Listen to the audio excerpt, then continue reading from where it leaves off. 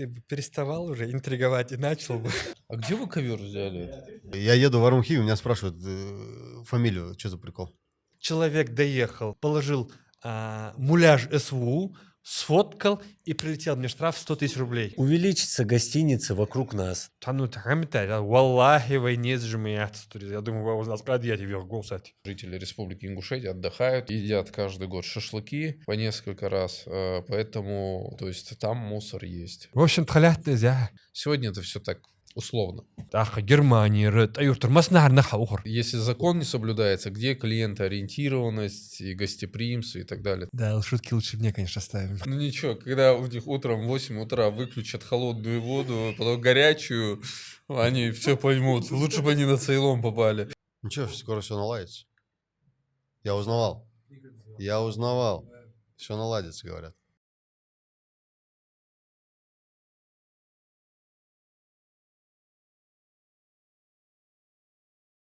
Тут следит Беслан, значит. Так, ладно, поехали. Давай. Набеседовались, как говорится. Беслан Магомед.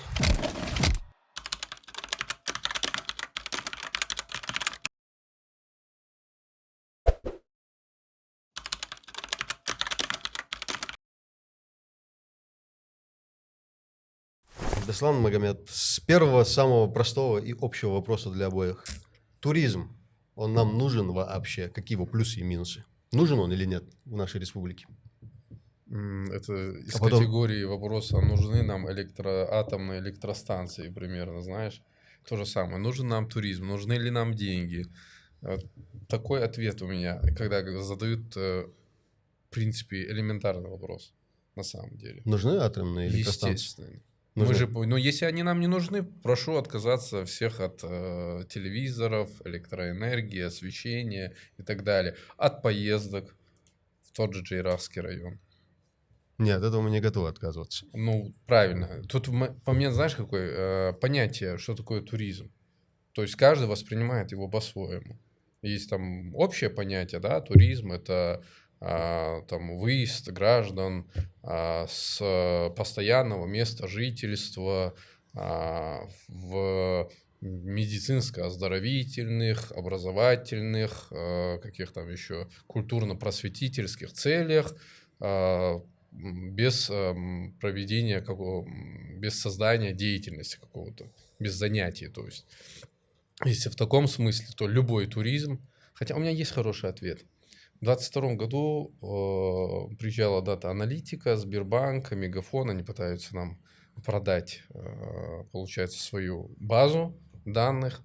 И я, чтобы запрашиваю информацию, сколько, то есть, вот для чего мне эта база нужна. Они говорят, вам интересно, сколько в Адлере Ингушей потратила в 2022 году денег. Я говорю, интересно, скажите. 70 миллионов рублей. Как они ведут подсчеты именно? Это по безналичной, то есть безналичная оплата. Я имею в виду конкретно по национальному признаку. Нет, не по национальному, по географическому, то есть где зарегистрировано, где ты получал банковскую карту. Ну, это, опять же, не те деньги, которые расходуются в магазинах или где-то. Это Нет, то, это что в отелях оставляется. Да, конечно, то есть они это знают, куда они смотрят по ОКВЭДу туризм. А в Дагестане это больше почти 2 миллиарда рублей. Ничего себе. Да. Это по ОКВЭДу туризм. Это не хасавюрт, это чисто вот... Это не считает наличку. Да. И когда говорят, что туризм, вот наш туризм. Я не говорю уже про выездной туризм. 2 миллиарда, это ты говоришь общий поток всех финансов в Дагестан. А 70 миллионов рублей, ты сказал то, что... Туризм. И там, и в том, и в другом случае. Не ингуши же потратили 2 миллиарда, я вот к чему Ингуши. 2 миллиарда Да. рублей? Откуда у ингушей 2 миллиарда рублей? Недооцениваете. А откуда в Адлере 70 миллионов? 70 миллионов, ладно. Это Почему понятно. Адлер? Банковскими картами.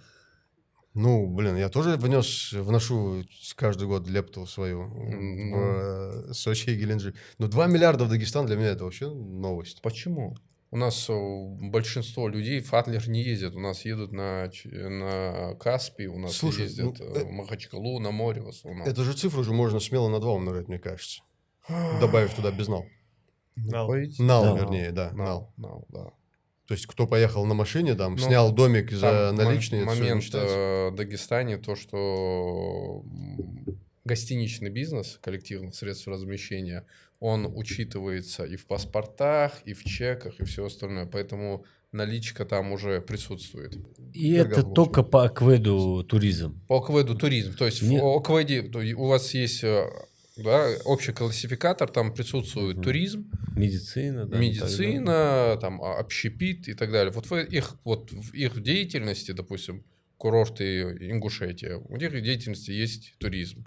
Все. То есть теоретически то, что могло капнуть для Ингушетии, эти 2 миллиарда 70 Ну, часть как миллионов. минимум Ну, осталась почти бы, 2 да? Если бы миллиарда. было бы Ну, чем для этого заняться. просто не хватает К- моря.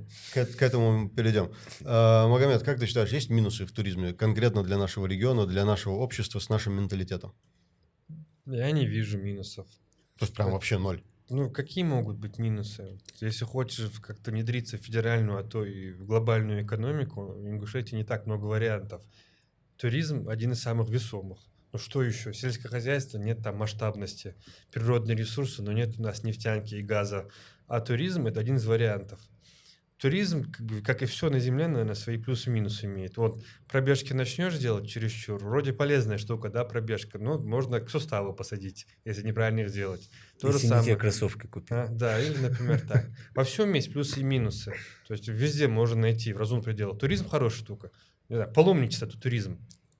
Хадж – это туризм, явно Да. выраженный, причем явный. Да, если там делать туризм, это один из таких самых весомых вариантов по получению денежного потока извне в регион. А это свежая кровь в регион нужна. Если есть другие варианты, то, пожалуйста, я пока не увидел их. Кстати, я читал в позапрошлом году, нет, не в позапрошлом, в период пандемии я читал статью, там приводилась статистика, сколько зарабатывает Саудовская Аравия только на хадже, без умры, только хадж. Ежегодно до пандемии это была цифра до 30 миллиардов долларов в год. То есть это Ну, бюджет. то есть год это фактически там, месяц, Да. за один месяц. При этом ты не производишь никакой продукции, не портишь экологию и так далее, и так далее. Но ты знакомишь то есть страну, то есть людей, мир со своей страной, со своими традициями, обычаями. Фактически тебе не нужно заниматься маркетингом. Они сами приезжают за свой счет, и ты Да, это да. транслируешь Да. со своих уст. Мы же иногда, то есть у людей бывает недопонимание, да, когда кто-то о тебе говорит, соответственно, он говорит, может быть, неполную информацию, недостоверную информацию. Тут у нас есть возможность сегодня транслировать свою культуру, традиции, обычаи уже там за пределы Ингушетии.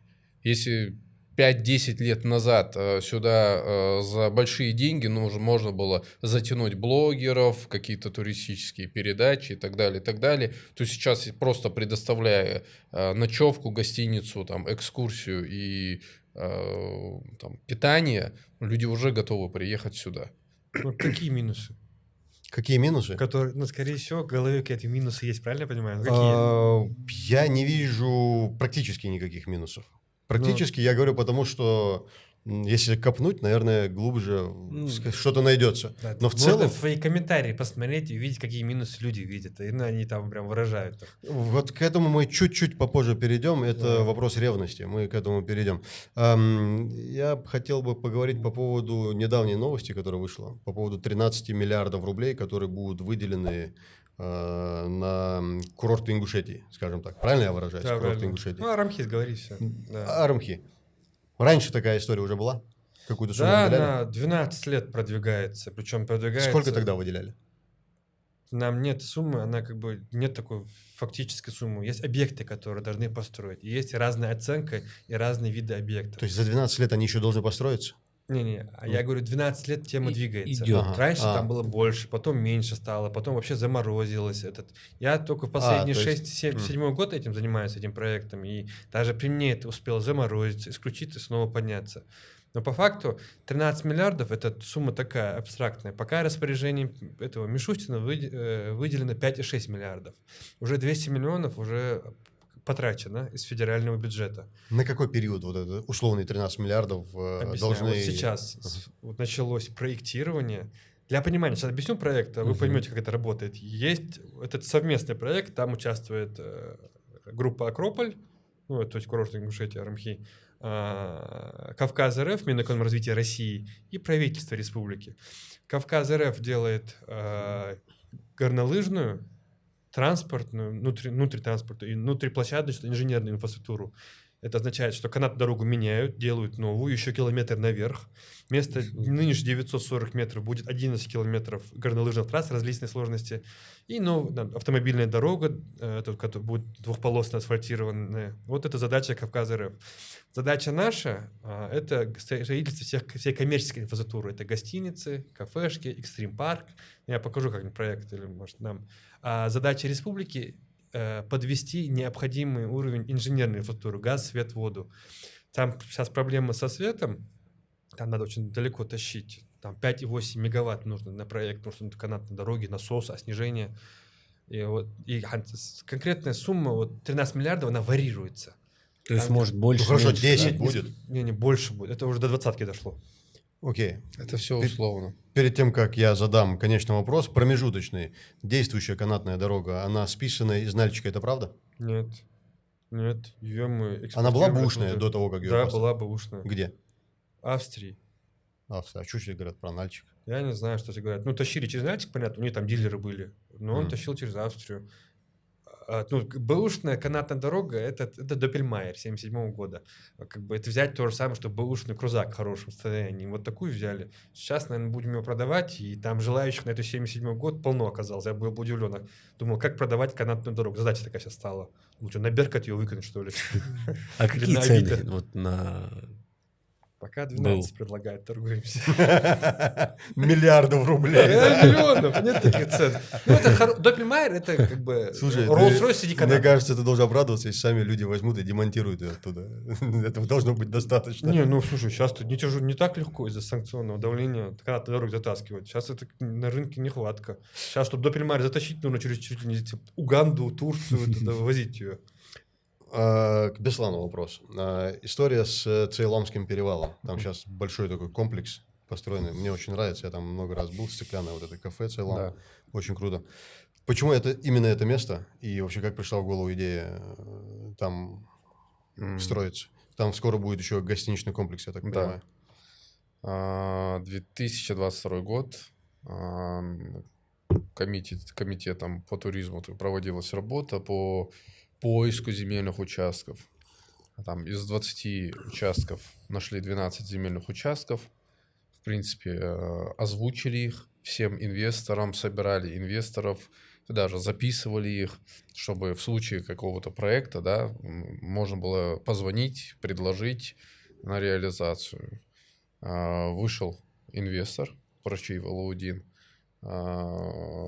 Соответственно, провели работу самостоятельно по межеванию участка, прошли торги, и повезло то, что этот участок оказался прям на границе с заповедником Ирзи, то есть, но не включенный в заповедник. И благодаря этому, плюс еще способствовали тейпы, которые, в принципе, дали зеленый свет, площадка начала реализовываться. Как ты относишься к тому, что вот минусы? Вот сейчас я все-таки нашел этот минус, наверное, этого туризма. Он не столько... он минус, и это относится, опять же, к ревности. Как ты относишься к тому, что инвестор захочет что-то сделать в Горной Ингушетии, а эта земля по-любому относится, вернее, к тейпу определенному. И там начинается вот это да, не да, там один старейшина отказал. Ответить на вопрос. Хороший вопрос, интересный вопрос. Следующий вопрос. Следующий вопрос. Тяжелый вопрос. Я да? ждал Тяжелый вопрос. вопрос. Ждал, он периодически поступает. Решение, может быть, это какое-то наивное, банальное решение, но оно было связано еще с тем, когда мы получали гранты первые.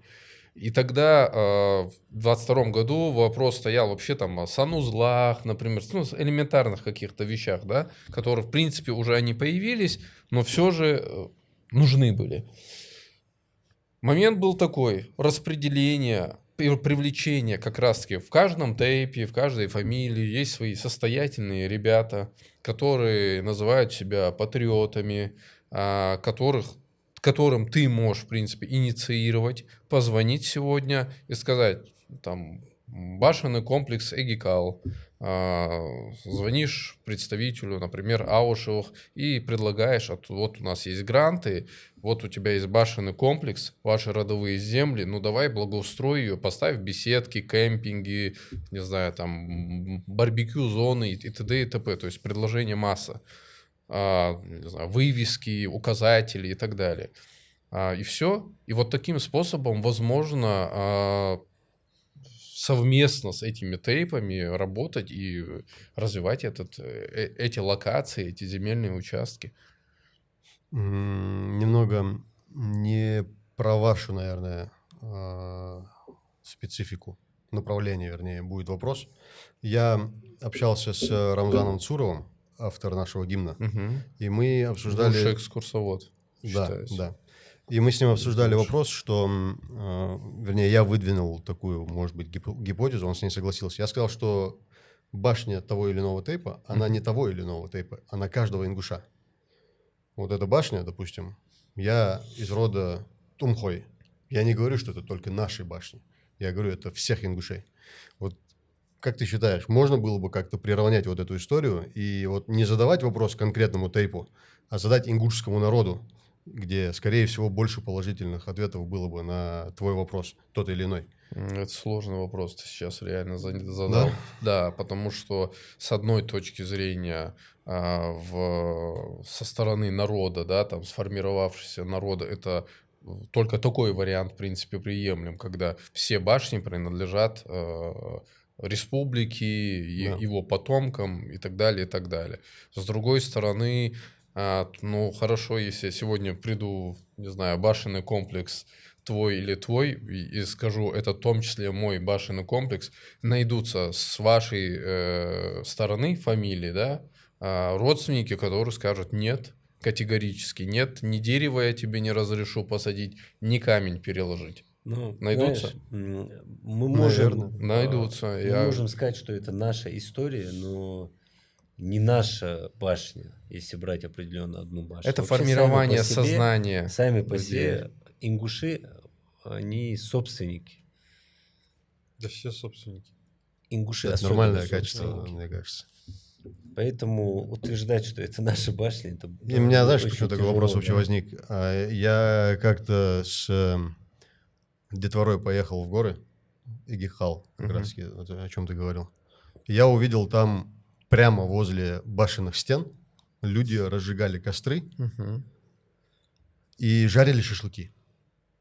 Это самое, наверное, топовое место среди башенных комплексов для туристов. Они туда приходят, смотрят, а тут шашлыки жарят. И человек было, наверное, не менее 20 на 4-5 машинах больших. И вот я ужаснулся, в плохом смысле этого слова даже, да. Подошел и спросил, а почему, зачем? А это наши башни, он говорит. Да. Делаем, что хотим. Это наши башни, вот я такого-то тейпа, это наши башни. Я говорю, так это же ингушские башни, они мои в том числе. Я в этом плане говорю. Да. Нет, ну, нам можно. Не, я могу десяток таких примеров привести. Ну, честно говоря, я, да, немножко срулил с нашей основной Те, темы. которые... Это для меня больная история да. просто для меня. Если ты наши башни, ну пойди собери камни возле своего башенного комплекса, хотя бы. Вот я к чему и говорил, что она не нам принадлежит, это было не потому, что А это... почему? Что, почему? Ну почему это? Вдруг это реально там у его прадеда было? Не, мы не говорим, что это может быть и Не, его есть прадед один был. кейс. Вот, например, когда ты по большому каменному мосту в сторону поворачиваешь в сторону Маховой, слева у тебя дом Пашковых. Едешь дальше, поворачиваешь налево, и с правой стороны дом Савы Морозова. Да? Сейчас ни один Морозов, ни один Пашков как бы не претендуют на эти дома. Это объект культурного наследия. Красиво. Да. Один кейс. Второй кейс, если вы пройдете по Италии и Германии, там есть более старые здания, у которых до сих пор есть наследные собственники. Какой из этих кейсов правильный? Это сформируется так. Ну, слушай, имеет он право. А мне кажется, вариант, где Италия и Испания, он более правильный. Тут у нас революция, у всех по беспределу забирали и раздавали там обратно. Ну, то есть, как хотим. Это неправильный кейс. То есть, если бы, например, в советской власти в период приезжали люди, например, да, которые эмигрировали и говорили, это наши вот документы, и советская власть говорила, нет, отныне это все, это российское все, типа советское. Правильно это?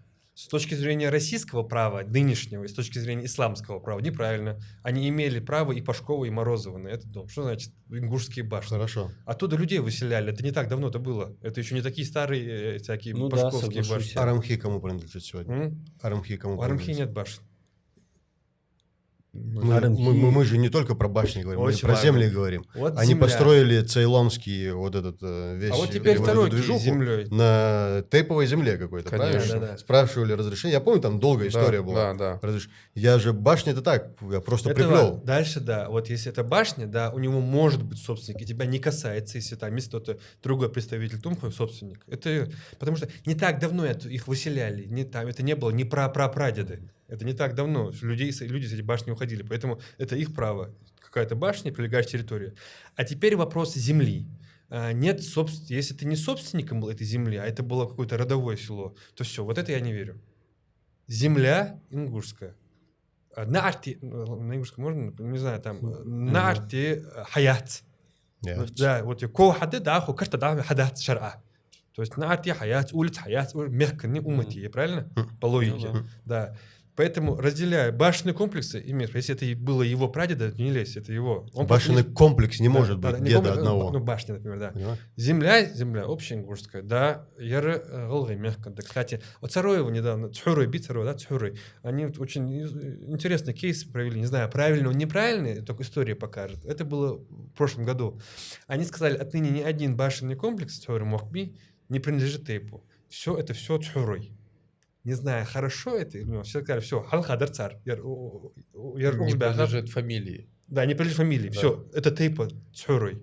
То не Галлаймях, конечно, там еще, это следующий этап, наверное. Ну, несколько фамилий. Но да. они сделали первый шаг к тому, о чем мы говорим. Да я не Чтобы знаю, это было правильно он неправильно. Вот как ты сейчас скажешь историю. А вот по факту, вот тип был, который умудрился снова заработать в Германии, там этот Галеев, он приводил пример, в Германии там заработал снова денег, они потеряли замок, он заработал как-то и снова выкупил замок. Вот тоже хорошая история, да, с пресипи.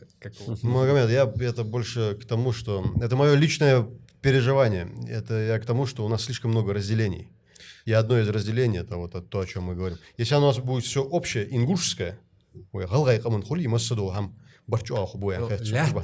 мягкий, да. Галаш, шейдейхам пехамдат. Сукатыч. Шар устёх. Ну, разделение, масхаха, хане. Башенные комплексы были, но сплоченности же это никак не влияло в прошлом, когда жили в горах. Да в прошлом у нас было 50 тысяч человек, понимаешь? Да у нас без, может быть, какое-то разделение быть, но какой-то левый подходит, и мы Сколько? объединяемся. 2000 башен было всего. 2000 башен. Да и ехать с Магомед Захриев. Комплексов, не знаю, башен, именно с архитектурных объектов, да, около 2000. Да. К слову, что упомянули тейповые. На самом деле, больше, чем туристическая отрасль, это тейповые проблемы именно горных. Никто не касается. Ни вы, никто. Мы постоянно живем в это, представь. Вот, я же поэтому и затрагиваю. Да, не дай бог экскурсовод скажет при другой фамилии, что это вот не этого башня, а вот этого башня, все, проблема обеспечена. Ну вот про что я и спрашиваю. Вот будь моя воля, вопрос, земля тейпа убрал бы в ноль. Если это земля тейпа, да, и все, больше ничья, иди там, провери референдум, объяви независимость, взаимодействие с тейпами. В Работа взаимодействия с тейпами. Да. Все. Вот это... Я против разделений просто. Я за то, чтобы было одно общество. В тех согласен. Это было бы идеально. Но так как сейчас у нас другая история с тейпами, да, с границами, со всеми проблемами, которые возникают из-за этого, только такой выход. Это работа с тейпами, с их представителями и развитие. То есть мы не можем от того, что вот такая ситуация сложилась сегодня, остановиться и ничего не делать. Не переживай, когда проблема возникает, быстро объединяемся. И вот это не знаю, казус, интересно, реально, объединяемся очень быстро. Быстрее, чем кто-либо. Даже при моей жизни это несколько раз было. И при моей жизни было, да. Мне это нравится. Арахалать объединяется за секунду. Да, за пределами. Да. Даже внутри общая ингушская проблема моментально, я такого не видел. Вот в моей практике, в нашей жизни, недавний случай даже, что ли, объединились, несмотря ни на нацию, ни на тейп, ни так далее, быстро объединяемся. Вопрос в том, что любое общество испещрено, бывает этими конфликтами внутренними. Нормальная практика. А главное, чтобы объединяемся. Цели надо просто общие ставить, чтобы объединялись. Магомед, больше вопрос к тебе, наверное. Что в целом туризм дает для нашего региона сегодня? Да ладно. Я не говорю про плюсы и минусы, я говорю, что он дает. Дает самое важное для экономики региона – выручку извне. Вот человек взял, отработал в Москве, такой там условный Иван Иванович Иванов, проработал, заработал 100 тысяч рублей, понакопил за год, на отпуск приехал, и вот принес эти деньги, которые он там заработал, сюда. Вообще, я не буду основы экономики объяснять, ты же экономист, но факт в том, что должен быть торговый баланс. То есть переход и расход денег, например, внутри региона. У нас уход только, да, по сути, ничего сложного. Туризм как раз это приход денег.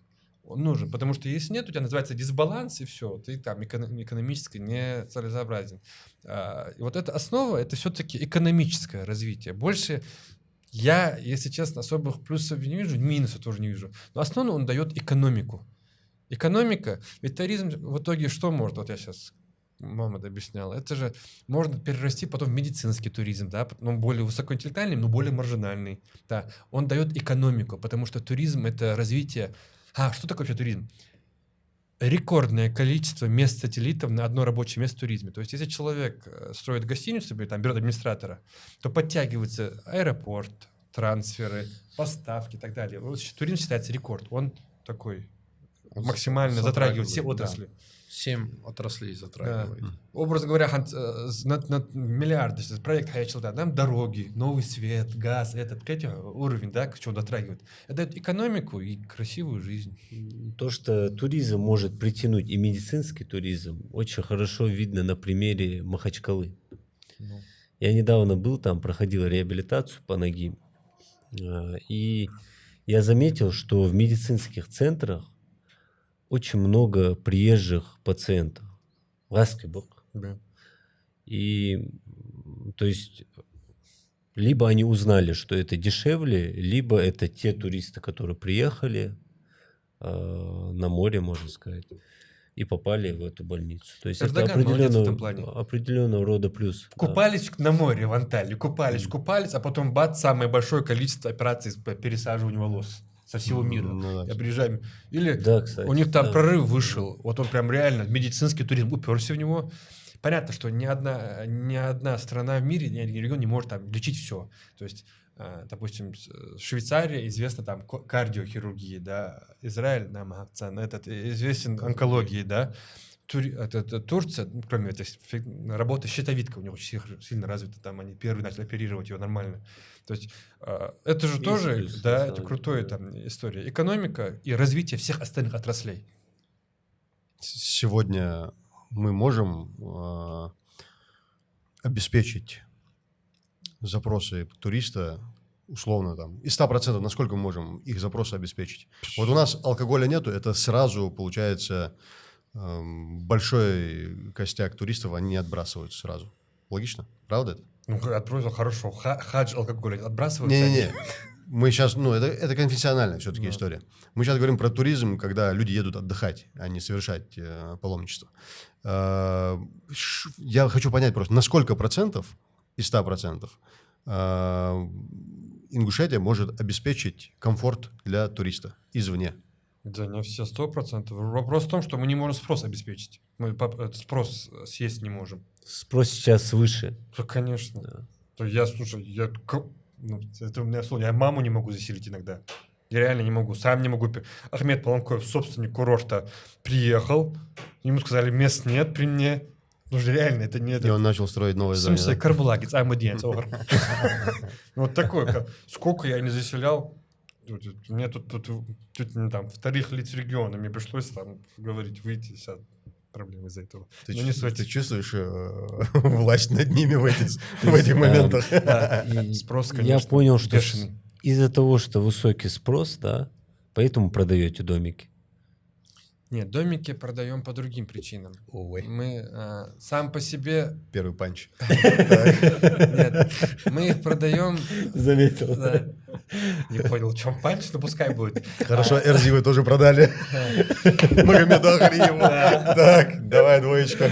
Так. Объясняю. Поэтому Сам по мы себе... в паре работаем, имейте в виду. Да, ты еще бы ответы слушали бы. Это Fallout. Чай маленький. Я справлюсь.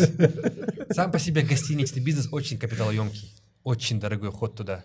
Вот построить там 5-звездочный отель номеров на 60 — это где-то 1,5-2 миллиарда. И нормальная практика, что никто там не может на 10 лет, это все-таки недвижка, не высокорентабельный бизнес, это не нефтянка, это не все остальное. Он долгий.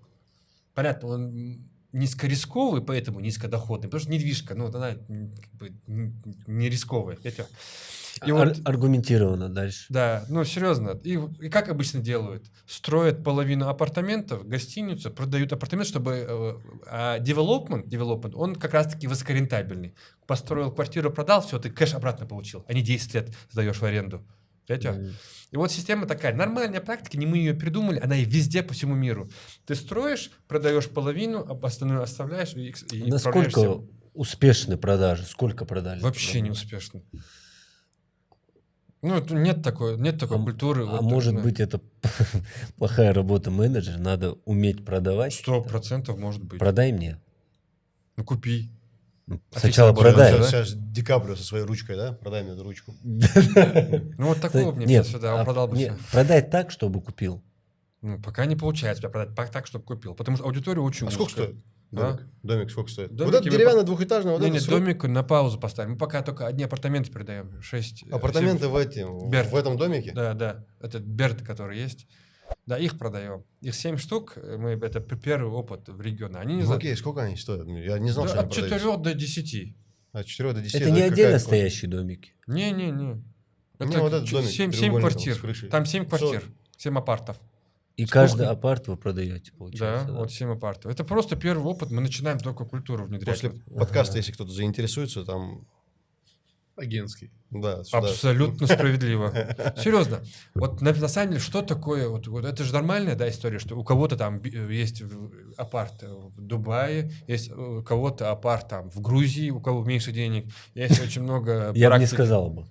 Ну, сейчас уже, да, не меньше.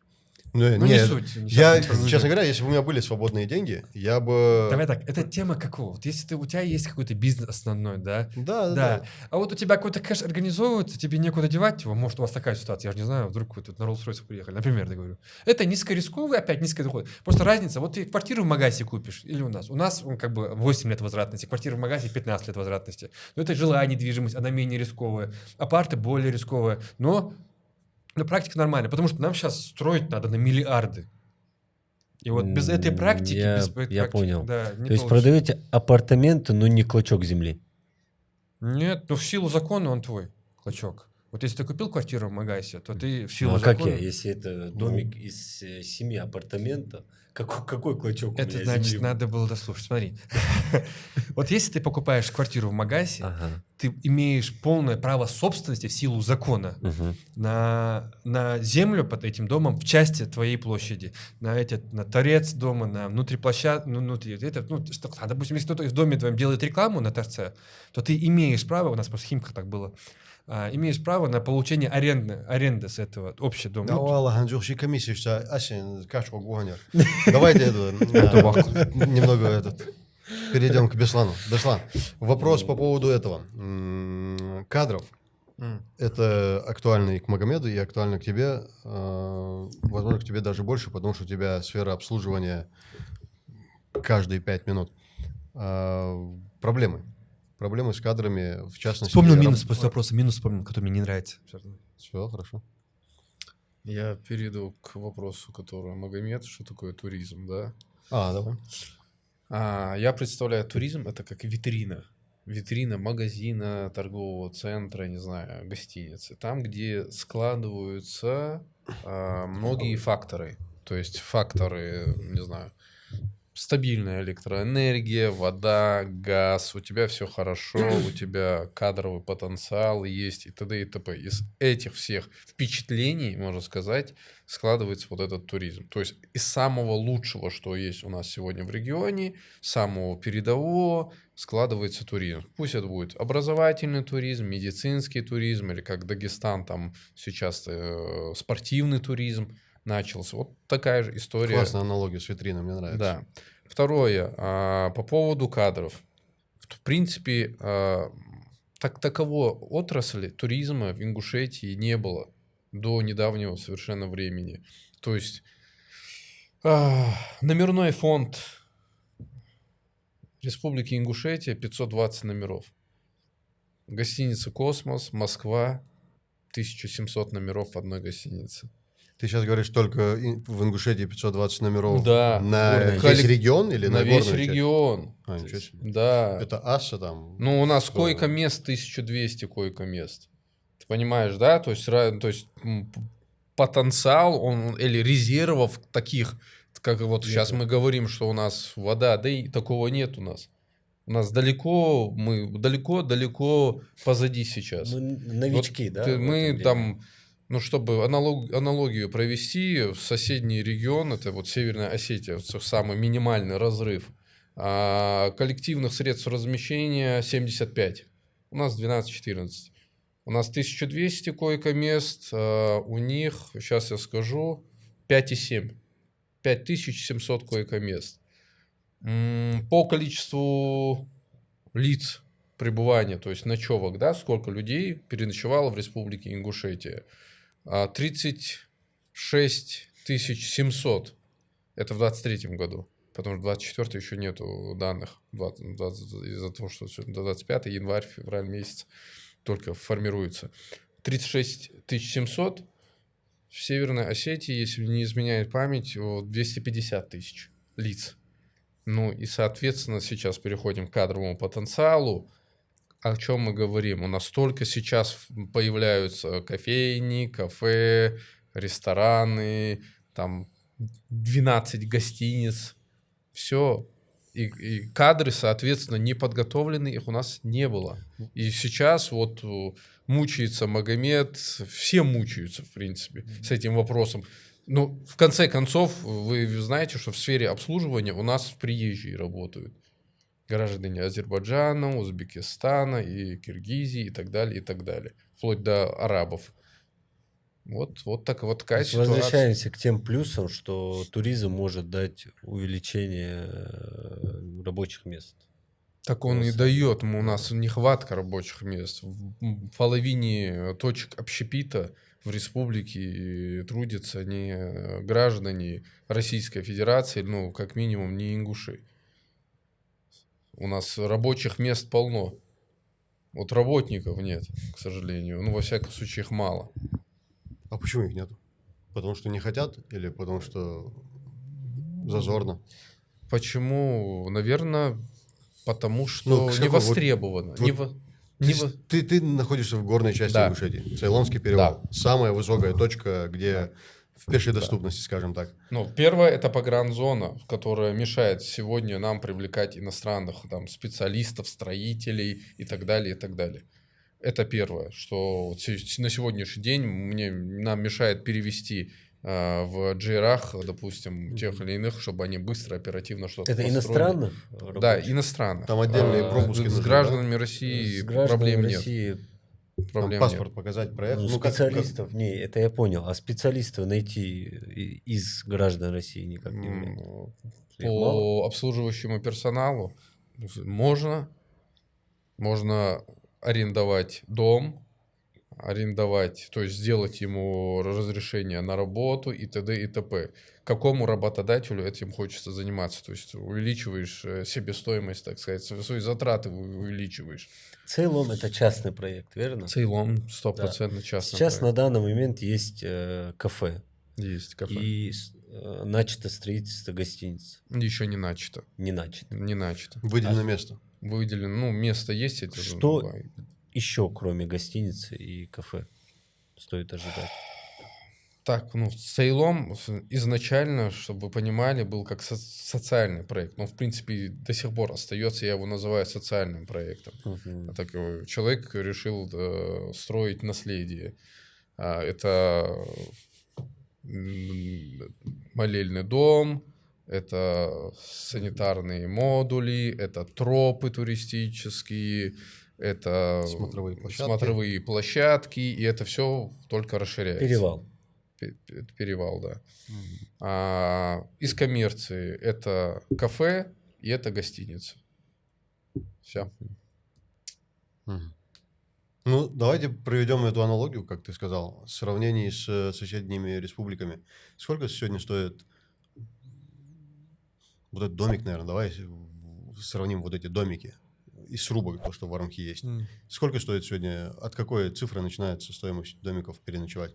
Там так не поймешь, это же динамическое образование. Он там может от 6 тысяч начать и заканчиваться 15-20, один тот же домик. Окей, летом вот этот двухэтажный домик, сколько там, 4 спальных места или 5 или 6? 6 спальных мест. 6 или 5, да. Летом он мог стоить 15,5 тысяч рублей? Мог. Значит, это правда. Мне просто друг, вообще он сказал этот вопрос задать и где-то поднять, актуализировать там вот эту тему. Согласен ли ты с тем, что в этом домике качество и сервис вообще обслуживания на нуле? На нуле не согласен. Как это? Из 10 баллов на 2 балла. Цифра у меня другая. Ну окей, хорошо. На цифры 8,3 из 10. Хорошо, давай по-другому. Ну, ты про Яндекс вот эти оценки, наверное, говоришь, да? Живой пример. Мы арендовали этот домик, с нами были несколько гостей из Москвы. Русские ребята приехали, арендовали вот этот домик. Мы залазили через второй этаж, через окно, чтобы открыть дверь изнутри. Почему так? Потому что замочная скважина была сломана. Или ключ был потерян, не знаю, что-то такое было. Шашлычная вот эта история. Мангал. Он был весь заварен от предыдущих, наверное, 20 компаний, весь этот пепел, жиры, там туда не убрано. Зима была. Холодный сам дом, отопление ну так себе. Мягкость матрасов тоже я не особо впечатлен был этим. Вот у меня такое впечатление. Это не в укор, это я просто реальную оценку даю. Не на 8,3. Вот 2 это я реально сказал свое личное ощущение. Плохо. И оно, может быть, было бы 3 балла, но из-за того, что со мной были гости, перед которыми мне было немножко стыдно, оно еще спустилось. Вот когда этот сервис, он вообще будет лучше вообще? На что вы рассчитываете в дальнейшем? И почему так дорого за это? Приводя аналогию с соседнюю республику, примерно такого же формата дом по площади, но со всеми удобствами, во всяком случае на картинках, стоил на тот же момент 13 тысяч рублей. Вопрос. А у нас сколько? 15 500. В один и тот же период. Зимой? Нет, это свой личный случай я привел зимний период, а вопрос, который звучал от моего друга, который сказал, летом мы хотели поехать, 15 500 стоит этот домик, а в соседней республике он стоил 13 тысяч.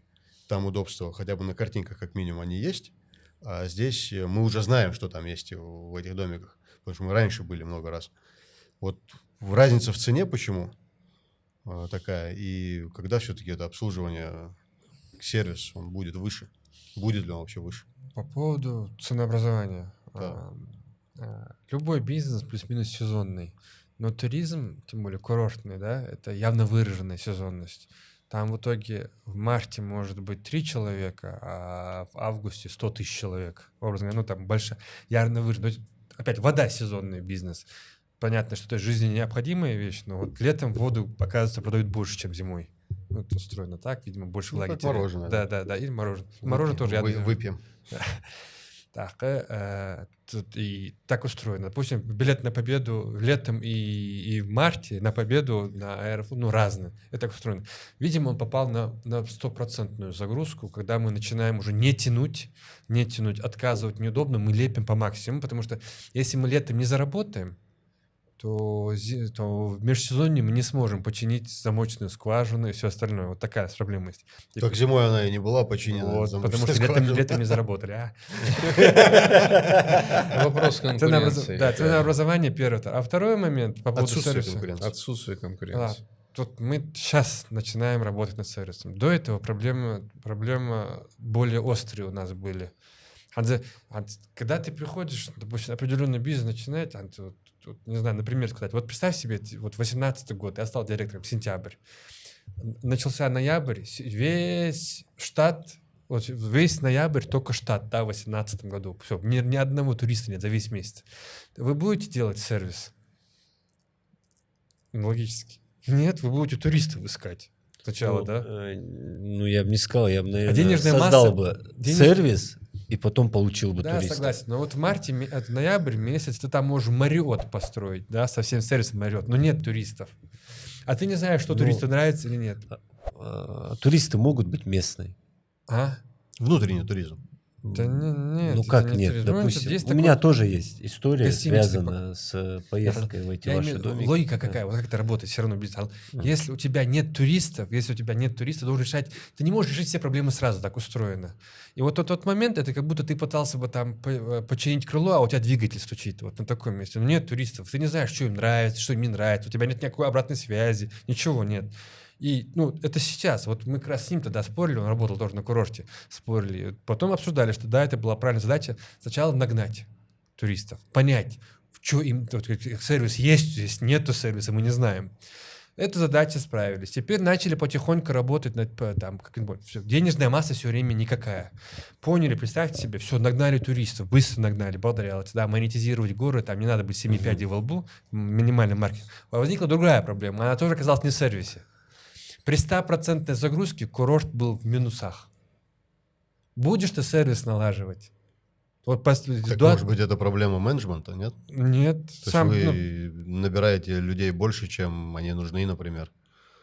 Нет, там не в фоте дело было, сам по себе. То есть, представьте себе, там было на тот момент 85 номеров, 87 номеров.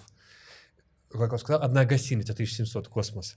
87 номеров, и на какую огромную инфраструктуру. 5 километров автомобильной дороги, инженерия, канатная дорога. Это все убыточная история. И вот, да. У меня есть ответ на этот вопрос. Может Ты сказал, был загружено, но в минусе оказались, Да. правильно? Да, нечего оптимизировать. Вам же необходимо зарабатывать с сопутствующих услуг. Нет, Тот же бассейн, например, Нет. тот же... Как нет? нет. Почему? Мы гостиничники.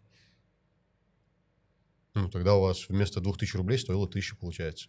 Что? У меня просто нету ответа на вопрос, почему вы в минусе оказались при полной загруженности. Ну вот, есть рыночная стоимость, да, но не хватает номеров.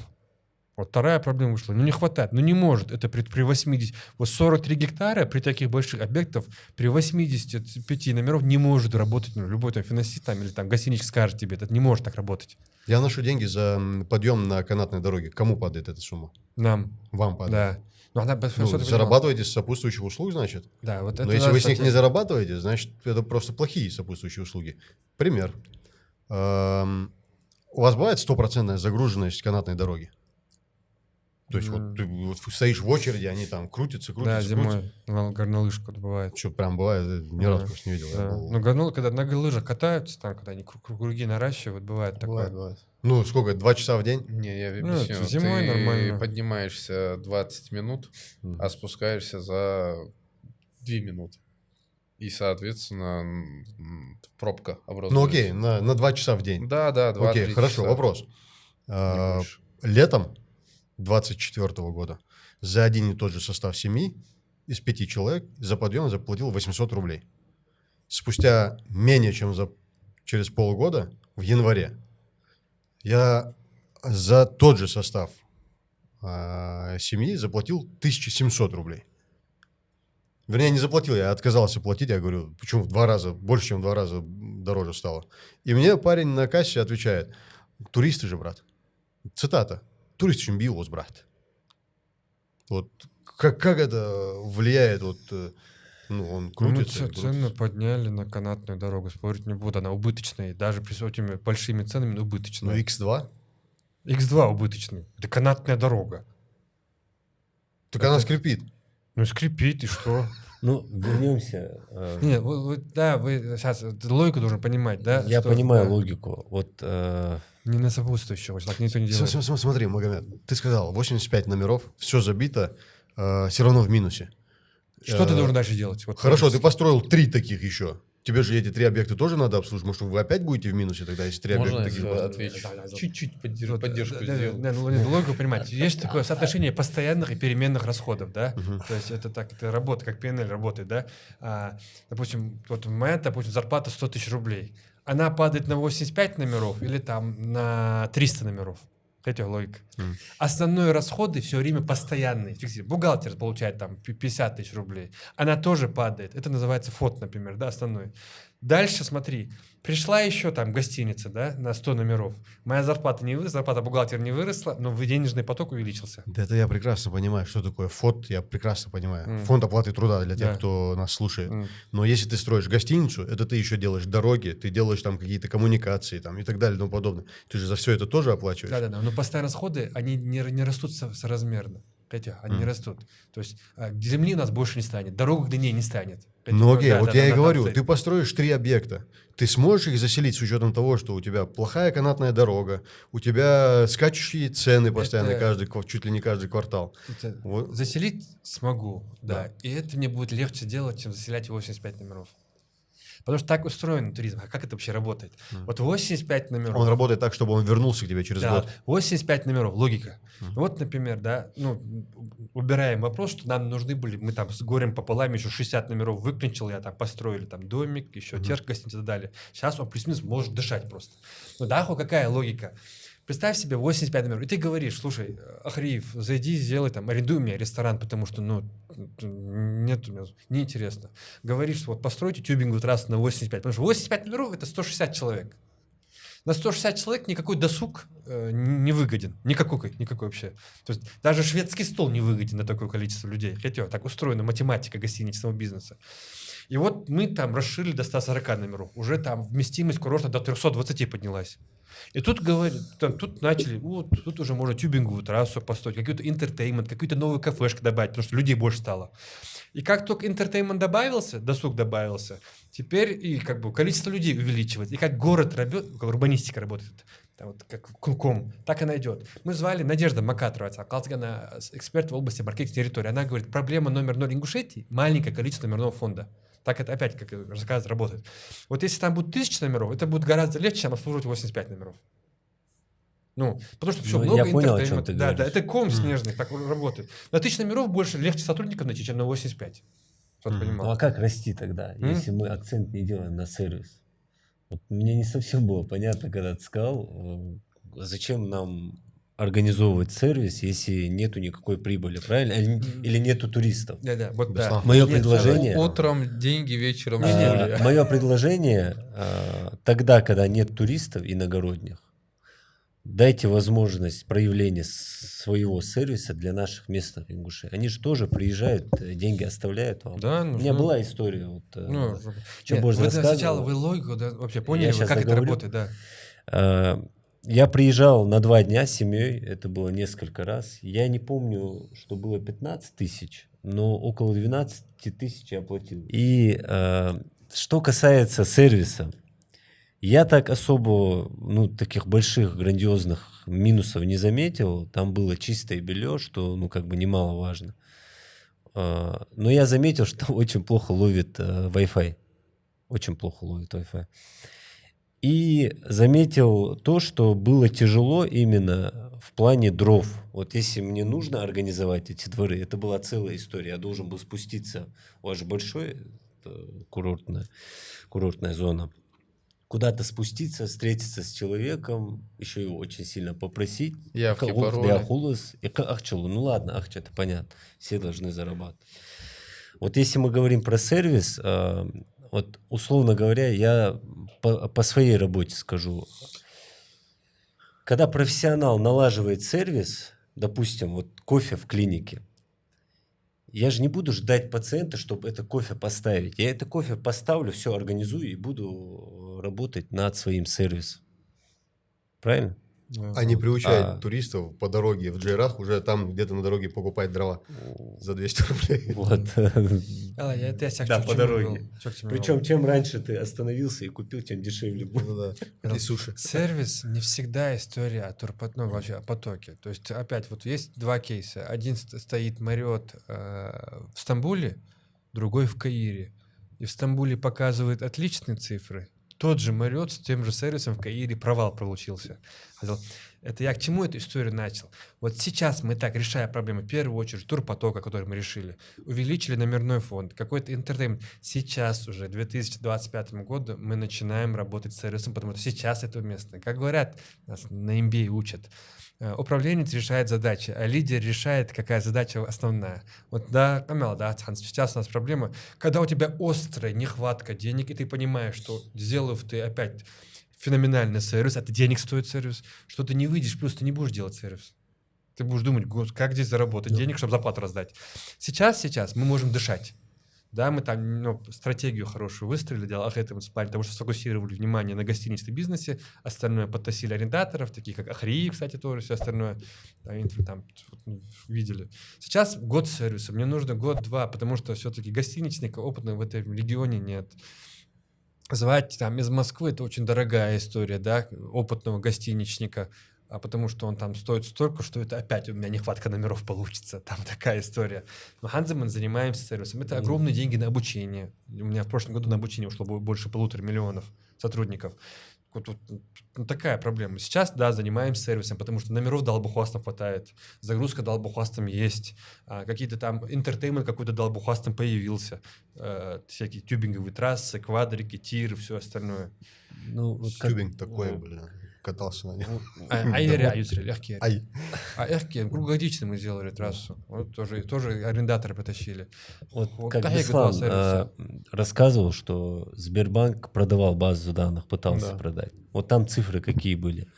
Что в Махачкале оставляют деньги там 2 миллиарда, Почти. в Анапе около 70 миллиардов. Может, причина... 70 миллионов. Да. Адлер. Город Так Адлер. если бы у нас был бы хороший сервис в нашей частичке, да, мира, эти деньги бы уменьшились бы, вливание в Махачкалу со стороны ингушей. Разве нет? Но больше отдыхали бы наши местные, нашей горной С части. другой стороны, хорошо. Я уверен, Эмиратцы очень хорошо устраивает сервис в Дубае, но он все равно приезжает на Розу Хутор. Туризм — это вот такая тема, она плавает везде. Ну, да, Денежные возможно, не потоки. существует конкуренции туристической, но тем не Да. менее больше желания было бы у местных посещать наши уголки. Ценообразование тут не так легко сказать: о, давайте местным сделаем. Слушайте, а как мне потом покупать, там, не знаю, зарплату повара оплачивать? Не, Отличный план, да. я противник того, что местным дешевле, а кому-то дороже. А там тоже свои проблемы, знаешь. Мы все Думали. должны быть равны. Да, Всех думали должна сделать, устраивать допустим, эта цена. там местным дешевле. А приезжает в Москву, говорит: я же тоже ингуш. Или с пригородного: я же тоже ингуш. Да. Ну, думали, да, может, ингушам делать? Тогда какой-то там Шевцов скажет: слушай, я тут больше ингуш, чем житель этой Москвы. Правильно? И будет прав. Да. Не, Или- поэтому я и говорю, это неправильно. Это опять же мы Да. возвращаемся к разделению. Беслан. Заскучал. Беслан. Не, я просто опять можно чуть-чуть добавить по его Да, да, да. вопросу. Почему-то вот сейчас вопросы звучат, они немного такие однобокие в плане того, что туризм там недостаточно хорош в Ингушетии. А что может быть образование, может быть здравоохранение, может быть какие-то виды у нас там отличаются прям каким-то новым качеством, который вот не как туризм. Я просто... Отвечаю. Давай. Стоматология Потом ты отличная. продолжишь. Мы записывали подкаст с Парагульговым Магомедом, и Магомед отчасти на твой вопрос тогда ответил. Частная клиника, она лучше, чем государственная. Частная школа, на мой взгляд, тоже она лучше, чем государственная. Что ты еще привел? Я говорю про направление. Потом, Да. туризм – это частная история, я считаю. Но туризм, Понимаешь? смотрите. Она должна быть лучше. Не. Разве нет? Туризм это те же люди. та же инфраструктура, те же затраты, только в 2 раза больше, потому что сегодня вы занимаетесь, у вас школа, частный садик и так далее, вы не подводите инфраструктуру, газ, свет, вода, водопровод, трансформаторы и так далее. Сколько вам нужно чашек кофе продать, там, покупая трансформатор за 2 миллиона рублей? Через сколько вы окупите, так сказать, я не знаю, сколько лет нужно работать, продавать эту кофе? Туризм – это совершенно про другое. Туризм – это извне люди приезжают, и ты должен их, ну, понятное дело, и своих, и их обеспечить, так сказать, сервисом. Сервис, он такой же, как, в принципе, везде в Ингушетии. Он не больше, не меньше. Для своих он точно такой же, как и для иногородних. Беслан, если мы будем аналогию приводить, допустим, мегаполис, да, ингушский, не надо подводить дороги, ставить трансформаторы. Да. Но и в мою клинику 13 миллиардов никто не вкладывает, понимаешь? Да. Есть финансирование отчасти от государства, правильно? Можно я будет, тебе... Подожди. Но есть оно. Да, Короче, нету, здесь нету, 2 человека, да. которые хотят, чтобы Мы у нас был кайфовый да, сервис. мы тоже понимаешь? хотим. Мы, Мы это да, обсуждаем, сейчас, и всё. мы тоже хотим, но, понимаешь, давай тогда так. То есть ваше мнение формируется исходя из опыта выезда в другие регионы, соответственно, вы видите, как и знаете, как это должно было быть, то есть идеальная картинка том числе. сформирована, да. На сегодняшний день, если говорить про Арамхи, 12-13 лет битвы за там, то, что он в особой экономической зоне, он зашел, он вышел, он 3 раза там пересматривался, перепроектировался. Ни одного федерального рубля на сегодняшний день, так сказать, не зашло. Вот в физическом плане. Штык лопаты просто в землю за федеральные деньги не произведен. Поэтому не сравнивайте там федеральные курорты, в которые там 24 миллиарда, больше 24 миллиардов. Архыз закинули, в Мамисон 6 миллиардов, Ведучи там 3,5-4 миллиарда. Это уже физически прям взяли и сделали. А здесь еще нет. Еще нет. Плюс еще мы находимся при каких-то административных вопросах, да, там как погранзона, там и так далее, и так далее. Хуги сервис. Дал эндель хуги. Давулу чхани хан дулданит 18 год. Давулу чхани. Ай оказ жизни турист вагвас махам газыцер. Валлахи газыцер. Бода. Потом ходер, ай оказ вообще дехам да цалвече. Уже понемногу ца дехам лохр ласыч. Картинка нарисовывается. Да. Хан тур сервис хуги атуал дынеч.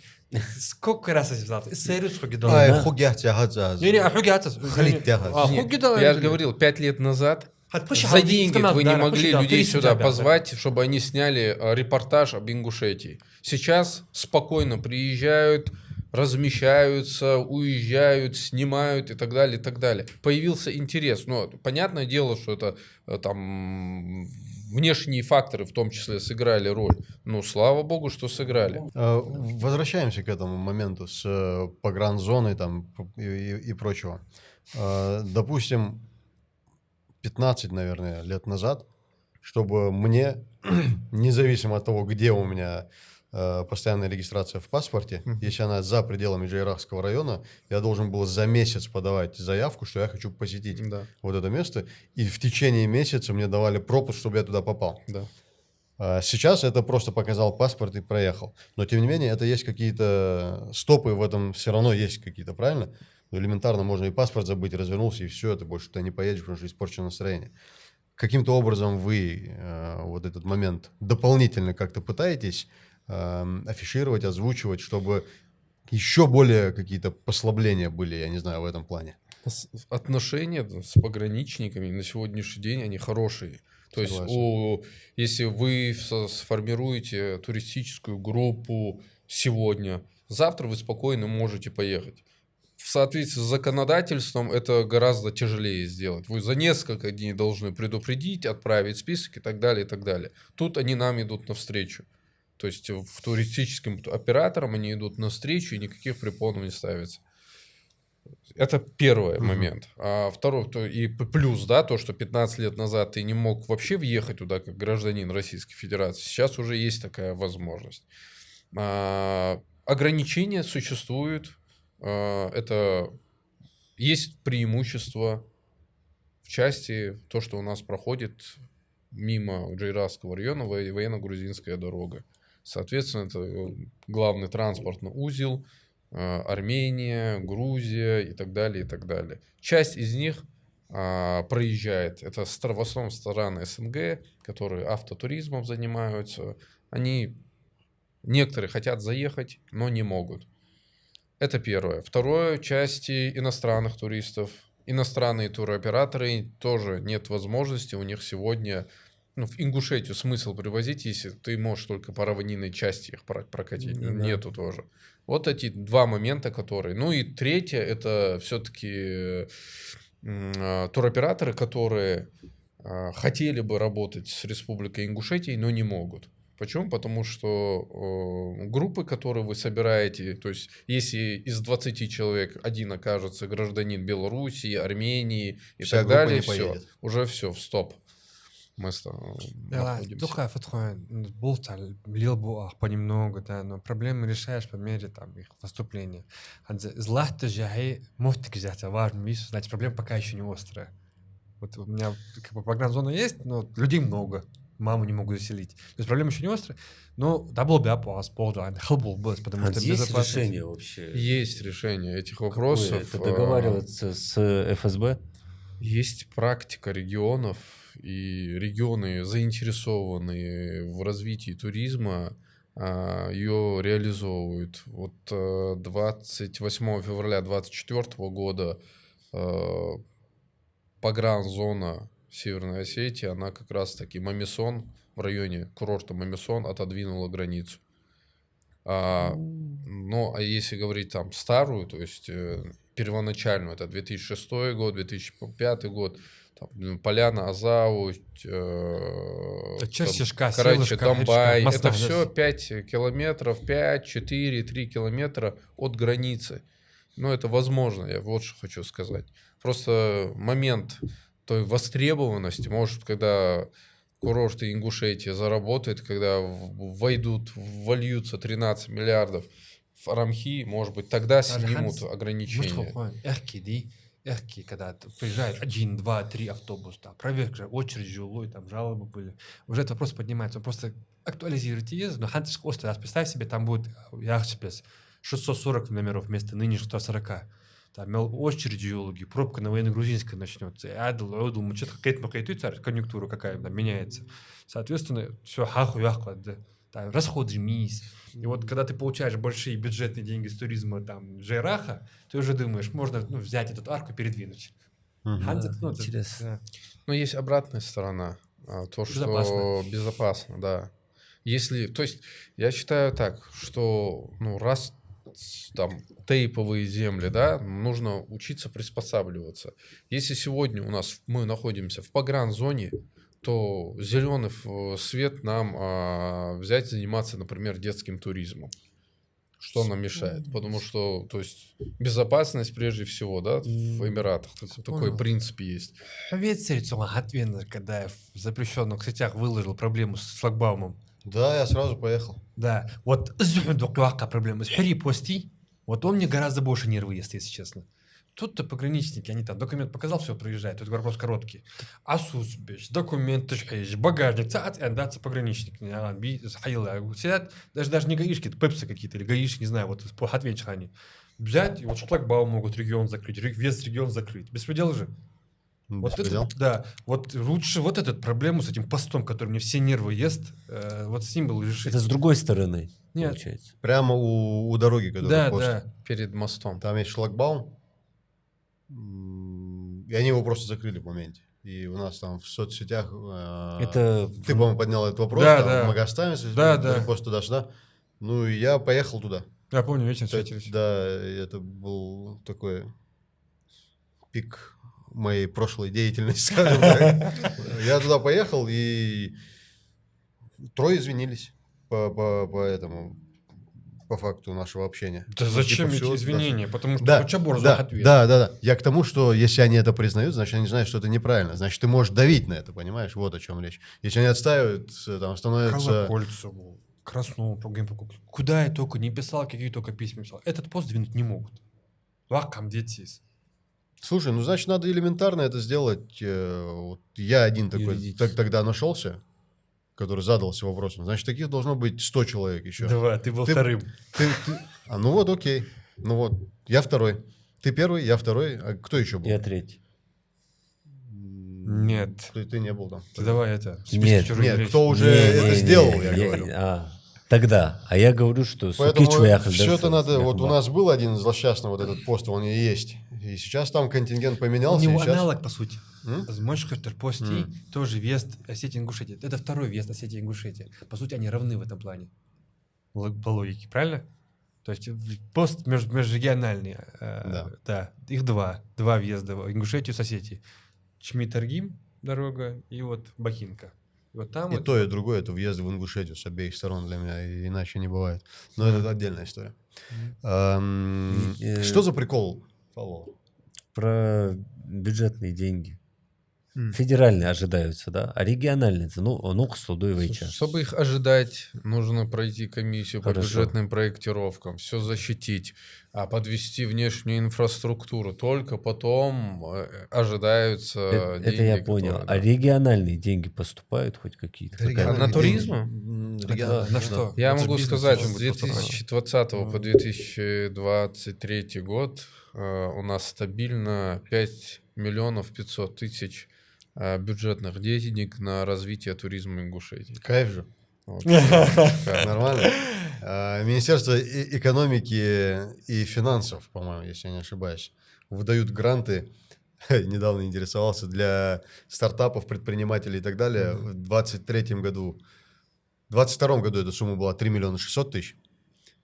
В 2024 году эта сумма была что-то там, ну, условно, 3 миллиона рублей.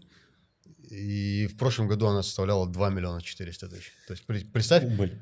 ну, даже если 10 человек подают заявки для того, чтобы начать какой-то бизнес, там, предприниматель, стартап и так далее, они получат по 240 тысяч рублей, если даже поровну их разделить. Мягко, Понимаешь? Так что 5500 это нормально. Мягкий как что. Да, Это можно целый один номер построить. да, нужно. Или выкупить. Ну, самый маленький. Мягко как да, тёвцу. Да? Знаешь, к чему вопрос? Типа у курорта Арамхи тоже мало денег. Не, ну, Нет, логично. На сервис. В этом помещении много денег только у стоматолога. Всё. Я не стоматолог. А Я хирург. Да, ну ладно. Стоматолог, хирург. Ну, сами представь, сколько мы денег бухали Арамхи. Больше, чем сам регион, мы на маркетинг территории тогда тратились. По 500 тысяч просто на маркетинг. Потому что если ты в Джейрахе, то по-любому в Арамхи едешь. На тот момент уж точно. На 18-й год. Ну Вот да. мы взяли и тратили вот на себя бремя региональное по развитию территории тратили. 500 тысяч в месяц у нас уходило просто на маркетинг территории. И в 18 году, что очень тяжело, ну реально, ноябрь месяц просто это сидели. Кахигатуах. И это к чему? Кстати, предполагается X2 в 2025 году по количеству туристов. Я думал, 11 миллионов. Нет. Не будет 11 миллионов. Головокружитель не 11 миллионов. Не, Но в прошлом количество году, туристов, понимаете, это тоже деньги. То есть на сегодняшний день привлечь туриста, это и сохранить его, и обеспечить его возвращаемость. Это достаточно большая работа должна быть проведена. Как раз-таки, Магомед, в той части, о которой ты говорил, сервис. То есть, если мы сможем обеспечить то впечатление, чтобы турист снова или порекомендовал тебя своему коллеге, другу, родственнику, вот наша задача. Наличие на сегодняшний день недавно установленных заправочных станций автомобильных, это уже признак того, что это уже нужно. Да. И раньше это действительно было. Я езжу в горы, и тогда, когда это не было мейнстрима, когда и асфальта не было, я много туда ездил. И с семьей, и один, и на мотоцикле, и на машине, и как угодно. Это была проблема. Сейчас я как-то проезжаю, раз, заправочная станция, вторая, третья, пропан, Да. бензин. Ну, все, Я значит, давно прикольно. там не был. Значит, прикольно. У нас Я раньше больше часто 50% жителей Республики Ингушетия не были в Джейрахском ущелье. Ты знаешь? Ну, 50% нет. Я тебе уверяю. 1002. Представь. Сам У ужасающий. меня скоро теплый сезон начнется, мы с Микаэлом возобновляем рубрику «Эрудиция». Этот вопрос будет там звучать. Был ли ты в Джейрахском? Тогда узнаем, твои цифры верные или нет, Беслан. Без проблем. Блин, ну это... Ладно, у меня вопрос к тебе. Я еду в Арумхи, меня спрашивают фамилию. Что за прикол? На каком? На осетинском посту? На пограничестве или на въезде в Арамхи? На Армухинском посту. Шлагбаум вот этот. Да ладно. Пацанчик выглядывает, Андрей Павло. А я русский. Какой ты фамилии? Ну, Иванов, я скажу, допустим. Не-не. Там- И какую бы фамилию я ни назвал, я проезжаю. Что это за статистика? Зачем этот вопрос вообще нужен? Да ладно. Он сейчас что-нибудь нужно придумает. как? Что такое нужен? Нужно по требованию законодательства, чтобы там был шлагбаум, чтобы стояла охрана. Это обязательно. Ну, пускай стоит шлагбаум, стоит охрана, но не задавай фамилия. тупой А, вопрос. Фамилия, этот итог для чего? Он должен знать, вот называет фамилию, он говорит, вот такая-то фамилия проживает, нет. Регистрация есть Да, или нет? да, зарегистрировался, заехал, не заехал. Потому что они говорят, если нет, то тебе, если такой фамилии в домиках нет, а ты станешь возле домика, у них возникнут тебе вопросы. Такой кейс часто забывает. Вот ты скажешь Долгиев, да? Да. Как только ты проехал, он говорит, Долгиев, вы что? В итоге говорит, проживает, не проживает. Да, Так он уже проехал. Он уже Походу, проехал, всё, да. ему скажут уже, как часто было, эй, заселяться даже, всё. Ты можешь проехать на ресторан с фамилией, которая не заселяется. Просто так ездить тебе и докапываться до туристов, Так я туристы ж- так не дают. Я же любую фамилию называю. Да, называешь, и тебе вопрос зададут в Фалцах. Вот ты заехал к домике, да, с любой фамилией. Ну, Да, что ты там делаешь? а кто за мной следит, что я туда Ну, поехал? там камеры по территории. Мы так выгоняли пару раз. Называют фамилии и едут, например, там в домик какой-то. Фудивину сразу. Ты можешь проехать с абсолютно абстрактной фамилией в ресторан. Тебе ничего не стоит. Подожди. Я еду на минивэне с 8 людьми. Фамилия Долгиев. Ну, со мной еще там Скорее Евлаев, всего, если Мизеев, вы Базоркин. заселяетесь, если Василя, а вот если ты из ресторан, все, у тебя заселения нет, все, поднимаешься. А если на Не, я заселяюсь, Да, но назвал вообще, фамилию. да. Ну, это глупый вопрос, это вообще бессмысленный Да. вопрос. Ну, логику Мы понял, с друзьями всегда да, угораем ну, над этим вопросом. да. Мы когда подъезжаем, говорю, сейчас пацанчик выскочит и скажет, Андрей Да, Павлов. вот, допустим, почему там стоит пост? Вот я тоже считал, что не нужен дурацкий пост, но по логике мы получили штраф, потому что погрануправление заехали, мы не спросили ни фамилию, не попросили открыть багажник, мы ничего не сделали. Человек доехал, сотрудник погрануправления, положил муляж СВУ, сфоткал и прилетел мне штраф 100 тысяч Слушай, рублей. я бы ему встречный штраф от меня ему прилетел бы. Есть- Какого хрена на эту территорию вообще с 2 постами с разных концов туда заехал муляж или еще Другой что-то, вопрос. понимаешь? Если вы заезжаете, что за знаете, бред вообще? паспорт АТК нужен. То есть, если ты объект массового посещения, тебе требуется определенный, паспорт АТК, антитеррористический комитет безопасности, что такое-то, да. Вот если ты заходишь в средний московский торговый центр, там стоит металлодетектор, Мгм. якобы охрана в любой. Да. И абсолютно все наплевали, что там у тебя никак. Охранник стоит в телефоне, причем это ради интереса мониторил. В Метрополисе, в этом... Президент. Другой, прям в этом, в Москве-Сити он такой... Афимол. Ну, Афимоле, да. торговый центр, ты говоришь, да? Да. Европейский, если ты заезжаешь в европейский, там еще багажник открывают, ты видел, наверное. Ну, там вот так вот открывают. Да. Закрывают быстрее, чем открывают. Да. Ну вот, хотя, это требование. Вот эта фамилия одно из невинных требований, да, которое... Потому что мы штраф не хотим. То есть обязанность по выявлению каких-то возможных каких-то веществ возложили на вас. Да. А попробуй не сделай. 100 тысяч рублей штраф. А это требование. Мы еще какие-то моменты холыбались, отговорили. Мы сказали, какое отгородить 43 гектара? Вы что, железным, сеткой рабицы? Серьезно, должен был говорить. Должен обязательно стоять человек с металлодетектором. Вы охранник видели, да? Там металлодетектор, у него с этой штукой такой. Он тоже там должен стоять. В метро, правда, этот кейс тоже они там внедрили, но с таким потоком это невозможно. Все справиться, но внедрили. Это требование закона. Поэтому на будущее просто требование закона, чтобы не получить опять 100 тысяч рублей штраф. У тебя считается большое общественное место. Да, у тебя объект массового... детекторы стоят. Стоят, как мы уже поставили. Еще один вопрос, я второй штраф 100 тысяч оплачу, я вам перешлю его. Из-под лобья стоят. Ну ладно, айдол, хадид ездит, нравится вам это или нет. Иногда законы абсурдны, иногда они логичны. На Красной Поляне есть... Ты был на Красной Поляне? Да, конечно. Шедевр. Сколько там? Там же с пересадками поднимаются. Несколько лет убеждал его поехать туда посмотреть. Да, надо, Лучшее место в стране, считаю. Не, ну это крутое место. Да. Название, правда, оно имеет такой негативный оттенок, но Да. все равно. С пересадками сколько? По 10-15 минут там поднимаются, пересадка, потом что-то посмотрел, потом опять поднимаешься.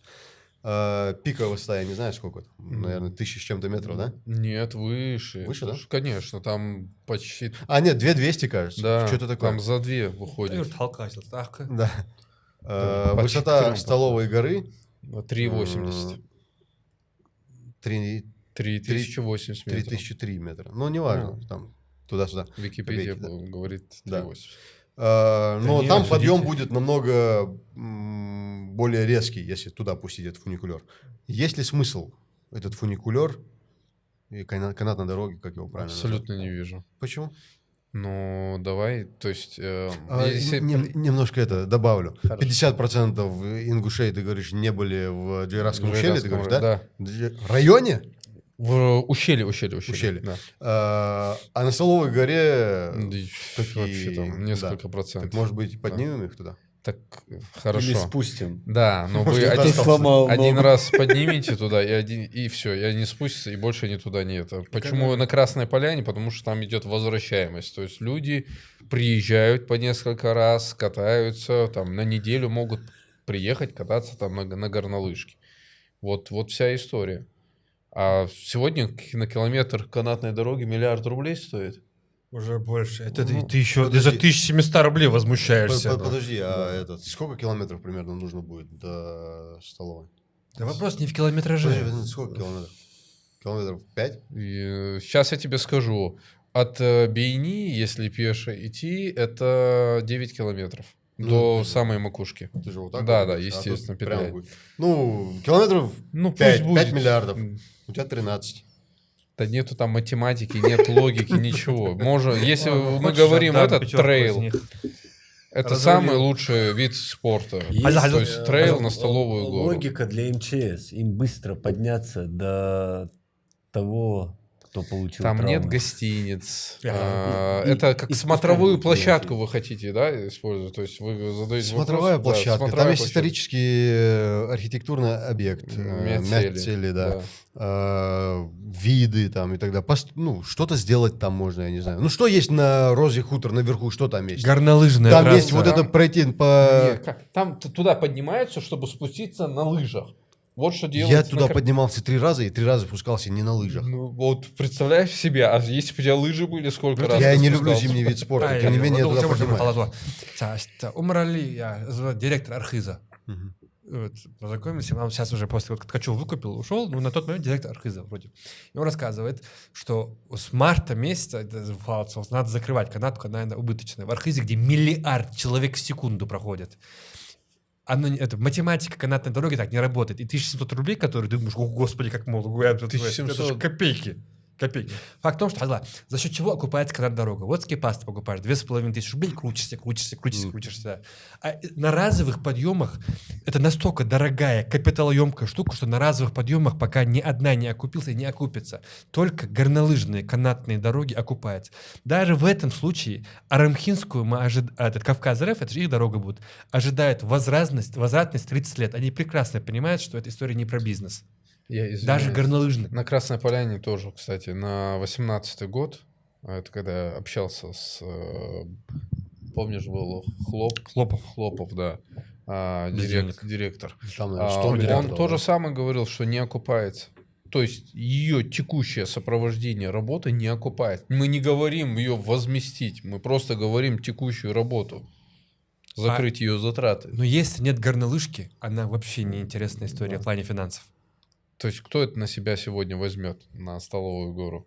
Блин, не знаю, я бы хотел бы. Не, я кайфую от того, что я поднимаюсь на стол. Кстати, Михаил, нам скоро надо будет, что я поднимаюсь туда, там, Михаил, так это- физическая подготовка туда-сюда, Конечно. на мотоцикле. Ну, блин, я бы так чаще туда ходил бы, если был бы... Если бы канатка канатная была. дорога, да. Да, если вот будешь ходить по И- 5 раз в день, то это выгодно. И все такие будут, как по 5 раз в день.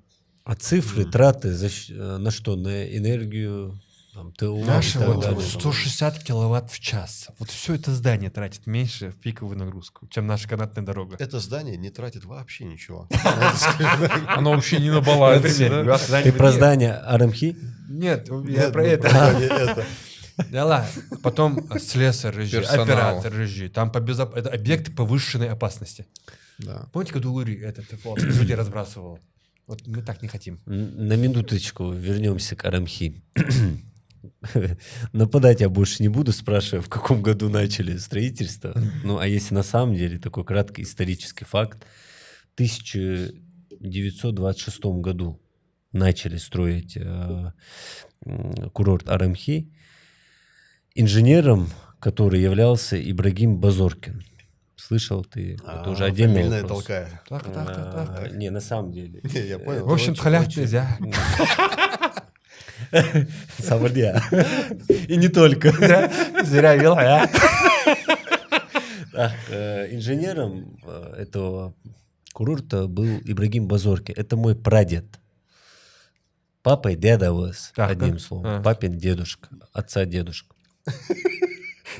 По отцовской линии, видимо, да.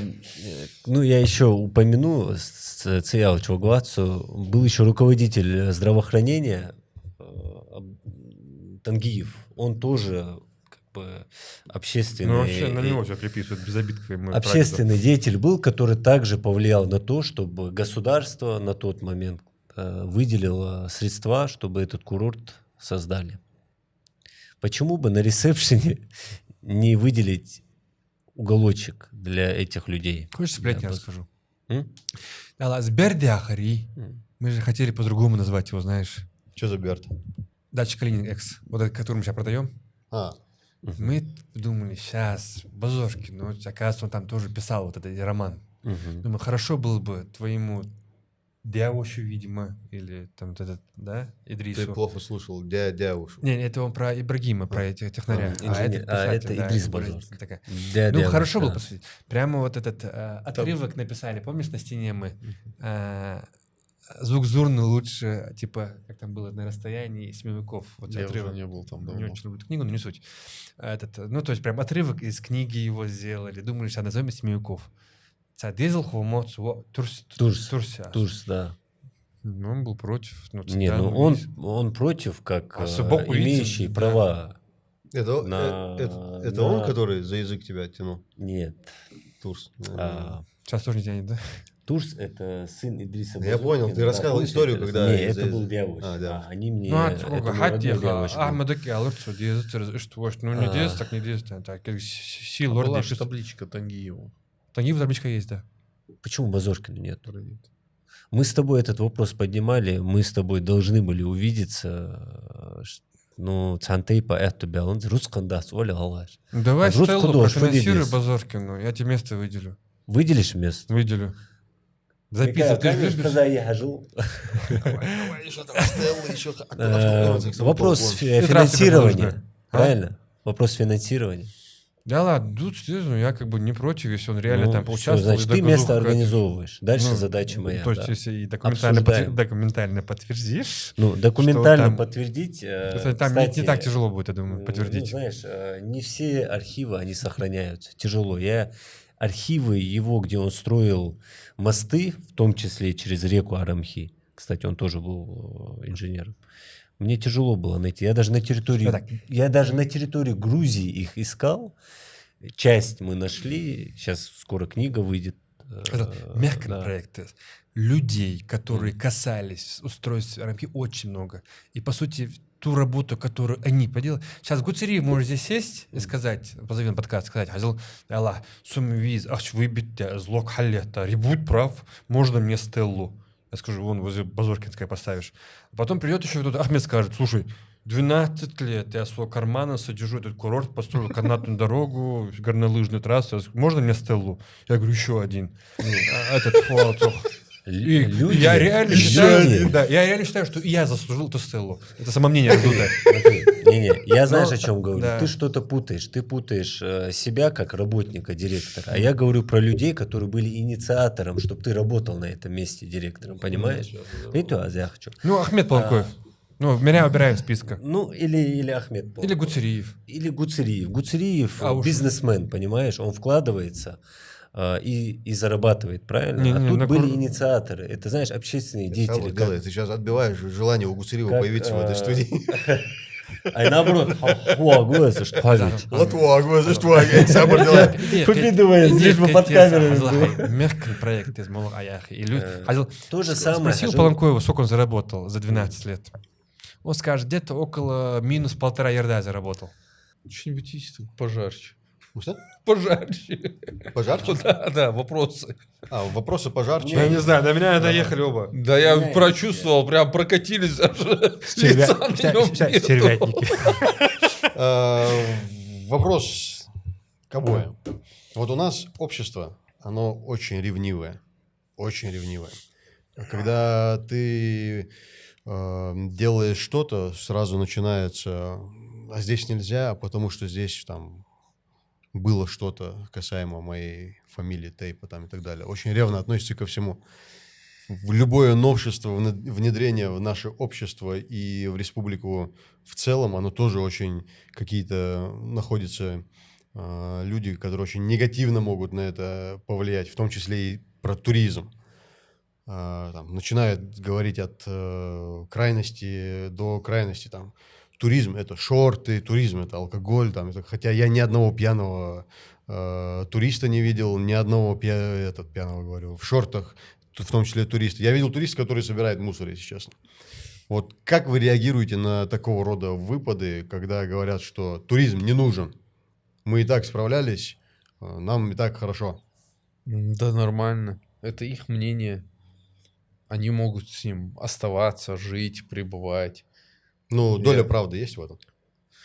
Слушай, мы до подкаста разговаривали с тобой. Вчера было плохо, там, не знаю, все протестовали против там атомной энергии. Позавчера против женщин за рулем. Позавчера там санузлов, я не знаю, в домах. Это буквально, не знаю, 5-10 лет назад. Кстати. Я серьезно говорю. То есть человек 10 лет назад проектирует дом, я смотрю, а где у тебя там санузел? Он говорит, нет, он на улице. Как? В итоге все нормально, сейчас санузел на месте.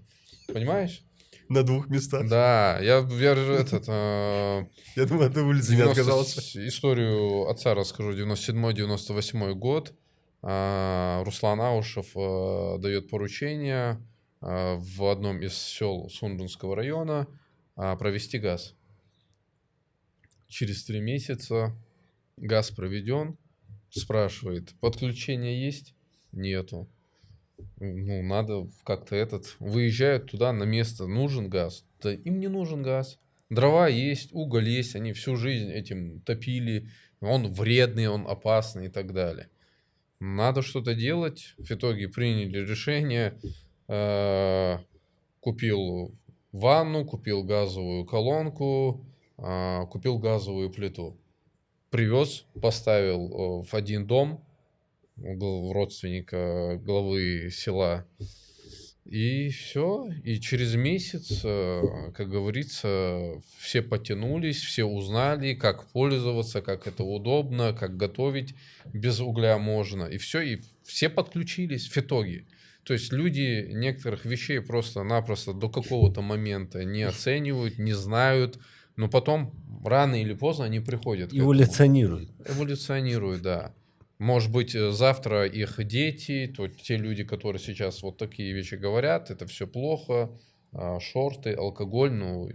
Допустим, алкоголь я точно видел только наших жителей. Пьяных, поддатых, которые вечером приезжают и там устраивают. Поэтому у нас весь Цейлом сейчас в камерах. Вот такой ответ. Поэтому рано или поздно это придет, и людей будет, и кадровый потенциал в туризме, он будет только расти. Самих себя нужно начать.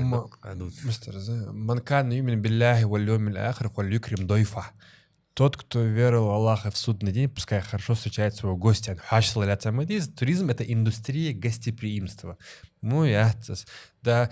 А ревнивость, я не думаю, что это особенность ингушей. Вообще весь мир поделен на консерваторов, на либералов. Те говорят, нам нужен туризм, другие, мы до этого хорошо жили. Везде, во всех отраслях. Золотая середина, компромисс, это позволяет обществу жить. Так в этом проблем не будет. Туризм дикханда, без нарушения. То же самое, там, WhatsApp можно запретить. Там же наедине парень с девушкой общается. Фитар-лилер. Да? А зато я могу быстро, это можно написать, можно 15 минут опоздать на фиере. на интервью. подкаст. Ну, польза, да? И я как раз успел кофе выпить. Но я имею в виду, в WhatsApp есть польза. По мне, допустим, от WhatsApp больше, допустим, от Инстаграма больше вреда, например, чем от этого Которые туризма. комментарии пишут, да?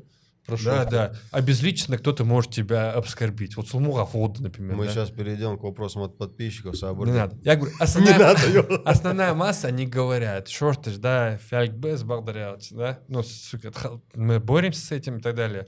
Но ханзе, в плане, Боретесь с чем? ну, вот чтобы там одежда была, ну, реально боремся, и получается, да. Да, есть кейсы неудачные, да, и там может благодарять, ну, то есть турист базука, Кстати, доля Мелоди. ВВП в мировой отрасли, по-моему, около 10%. Плюс еще, почему я Это говорю... туризм. Да. Плюс еще, почему я говорю, что туризм будет расти.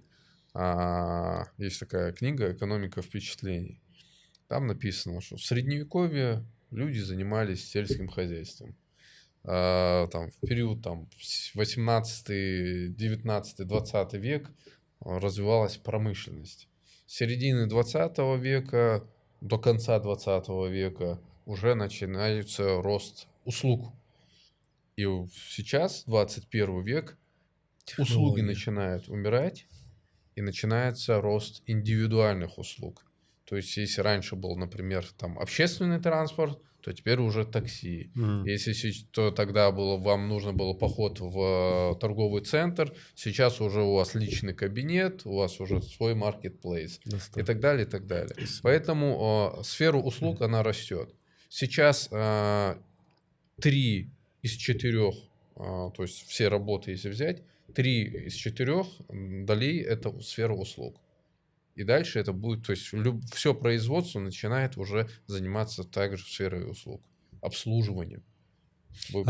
Пример хадисте, типа, кто-то уверил Аллах судмет именно имдуларви, Аллах именно типа хашил лелдеде. Там мы что туризм муян уже после этого, это индустрия гостеприимства.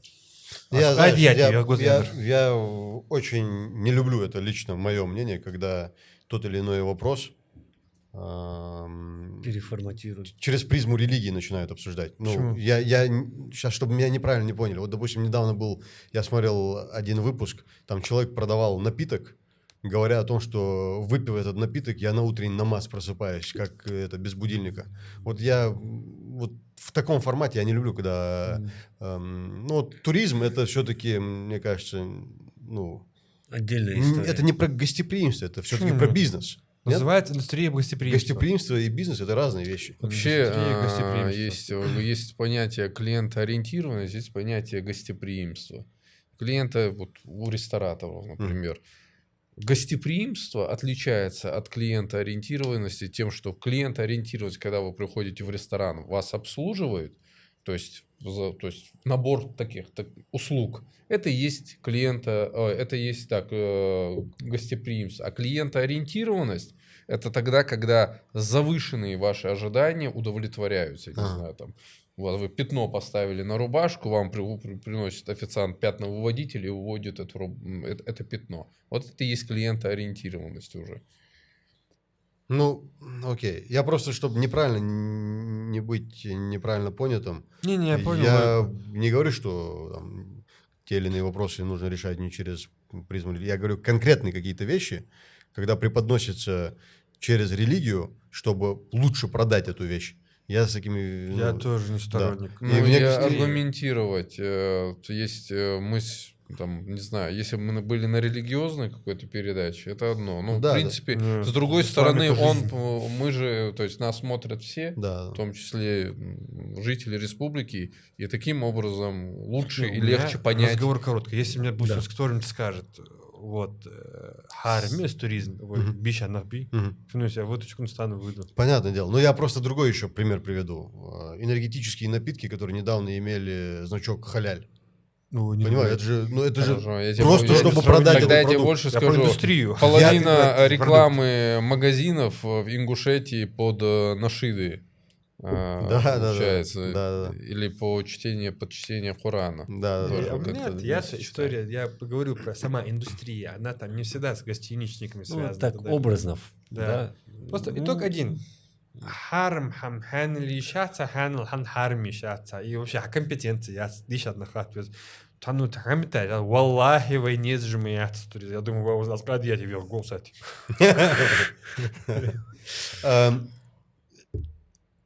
Туристов в Ингушетии стало больше за счет санкций в отношении Российской Федерации. Конечно. Если эти санкции вдруг каким-то образом снимут с нас, чего ожидать вам, как предпринимателям и руководителям? Только что нам ожидать? У нас, в принципе, Yes, все первый вопрос, ровно согласен. будет. Я не думаю, что у нас будет такой кардинальный отток. Во-первых, с чего? У нас более 50%... Если так никого нет. Нет, если более 50% это наши клиенты, это местные жители. Это раз. Что еще? У нас большинство экскурсантов. Вот вы сейчас, наверное, путаете понятие экскурсант и турист. Турист — это тот, который остался на ночевку. Вот, наверное, у Фарамхи. А у нас в основном экскурсант. Если экскурсантов у нас сейчас там 120 тысяч, то туристов, вот по статистике, которую я вам сказал, 36 700 человек. Вот вам туристы. Это эти Ингушетии. цифры суммируются или это вычленяется второй из первого? Это, да, то есть турист может быть экскурсантом. Суммируется. Экскурсант не может быть туристом. Да, внутри сидит. Это внутри, да? сидит экскурсантов, да. А ты сказал, что не согласен по Ну, поводу... я согласен, потому что санкции у нас... Не, я могу за себя ответить. Стало дороже, наверное, пойду-ка я в Геленджик съезжу, а не в Турцию полечу. Не, например. ты там можешь говорить, тут Геленджик тоже дорого. А этот фуалто. Идея какая? У нас-то, у нас рост начался, турпоток, я 18 пришел, 19, 20 пандемия была, да? Еще 19 мы показали чуть ли не там 3-кратный рост. Это быстро. Мы попали в какой-то общий мировой тренд на туризм. И вот дальше, хорошо, гипотетически. Что мы все, санкции, да, сняли. Мы там, может быть, потеряем часть внутрироссийского рынка, получив, например, огромный пул дорогого иностранного. Вот была у нас контора Кавказ Explorer. Как мы получим иностранный поток, если у нас паспортный режим? Это мы сразу займемся. Понимаю. Я говорю, была компания Кавказ Discovery и Кавказ Explorer. Одни занимались тем, что Кавказ рекламировали в США, другие в Европе. Вот такая у них стратегия была. Представь себе, до пандемийный период Бельгия. Я общался с бабушкой со штата Пенсильвания. Это там, в Америке. Германия, Тойотер, Маснар, Нахаухар. Да. Германия, Тойотер. Но факт в том, что ты получаешь, и бац, пандемия обрубает, санкции добивает, это поток, это потеряем. Россия 3% мирового Тойот рынка. перестали ездить, говорят. Я Да, тебе представь. тоже дополню. Дополнишь. Вообще федеральная повестка изменилась в России по поводу туризма. Во-первых, грантовая поддержка, которая пошла, которой нет, да? Мы там в 22-й получили 86 миллионов, в 23-м получили 183 миллиона. То есть Республика Ингушетия Меньше? федеральных денег. Меньше, да? Не, больше. Больше. То есть до этого вообще Граждан ничего стало не больше. получали. Резко пошел на Северный Кавказ турпоток. Внимание к, допустим, я не знаю, знаете или нет, Дагестан аэропорт принимает 45 рейсов в день в летний период. 45 рейсов. Он переплюнул Минводы. Заселение, то есть загрузка номерного фонда, она просто в разы повысилась. Но это то есть это началось с пандемии, и оно продолжается. Этот рост растет. Где-то в 2,5 раза за 5 лет рост дал. По Арамхам это тоже, в принципе, по той загрузке, которая есть, видно. Арамхи не склоняется. Хазил, знаешь, что я больше И боюсь? объясни людям, что не Арамхи, а Армхи. Особенно Ладно, своим тоже объяснять, недовольным клиентам, что не склоняется. Представь, мне вчера жалобу ломили, знаешь, за что?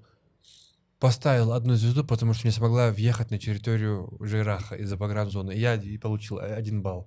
Не, надо было написать. Поставили одну звезду, потому что меня не пустили из-за фамилии. Эй. Да, шутки лучше мне, конечно, ставим. Хазил. Можно, хорошо, 1-0. Алло. Я знаешь, может, чего Ну ты боюсь? не заценил мою шутку, потому что она была адресована к тебе. Не, подожди, смешная была. 2-0, ладно. Это может продолжаться. Да, физио, долго Цухандис дождь, да, Сергей Ладюс. Самал Вертховен, знаешь, что я реально боюсь? Сейчас просто бешеными темпами строятся гостиницы. Черсишка, Херишка, даже Вейтик, он Беслан пытается построить. Норчишка, Силушка, бешеными Ну темпами. вот это уже непростительно. Да. Представь себе, еще 2-3-4 года, и вот их устанет очень много. И у нас-то в 13 миллиардов, которые Михаил забыть не может. Забыть не может. Не суть. Бешеным темпом строятся гостиницы. И вот это да. И тут мы начнем конкурировать за СКФОшный турпоток. Вот тут да, тут появится уже там красота менеджмента как такового, стратегического, операционного. То есть ты хочешь сначала заполнить все вокруг, а потом уже избирать из того, что есть. Правильно? То есть ты хочешь не сейчас строить, а когда все вокруг будет заполнено. Не, мы же тоже сейчас строим. И миллиарды куда девать? На стройку. Мы, и Мамисон строится, и Архыз все больше и больше резидентов, и... Таюш, да. И ведущий сейчас как бы вот-вот, да, ситуация. И Дагестан. Там вообще самолет заходит, там Клячно зашел, там Биба зашел, Космос и Азимут. Биба. Фамилия такая, странная, да? Это вырежьте, пожалуйста. Малорез, прыгун в шестом, Малорез. МГ. Макгрегор. Губка. Бубка, да. Ну факт в чем? Сейчас вот реально... К менее важной теме. Гостиницы строятся.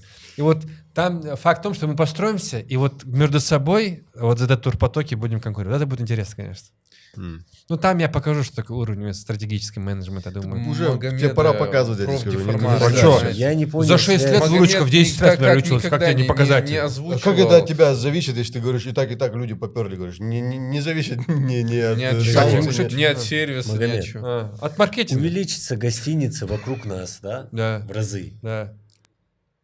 Потом мы покажем менеджмент ингушский. Да. Стратегически. Мы сейчас не конкурируем, скажем прямо. А когда появится там гостиница, мы будем конкурировать. Да. Это начнется Если уже. мы сейчас не справляемся, то как менеджмент будет справляться, когда их станет еще А с больше? чего ты взял, что не справляемся?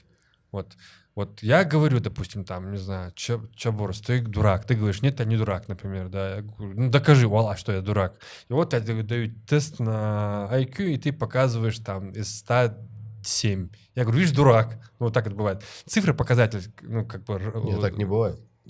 Не бывает, Я не потому что ты показываю покажешь 99,9. Ну, что-то не особо зашло, да, сейчас? Не, как-то не смешно. У вас Магомед. 1-1. Не, пока Нет, не ну, хотя повезло, что я твою не смешную еще более не смешную избавил. Вы знаете, посмотрите новости. Посмотрите новости 2014 года.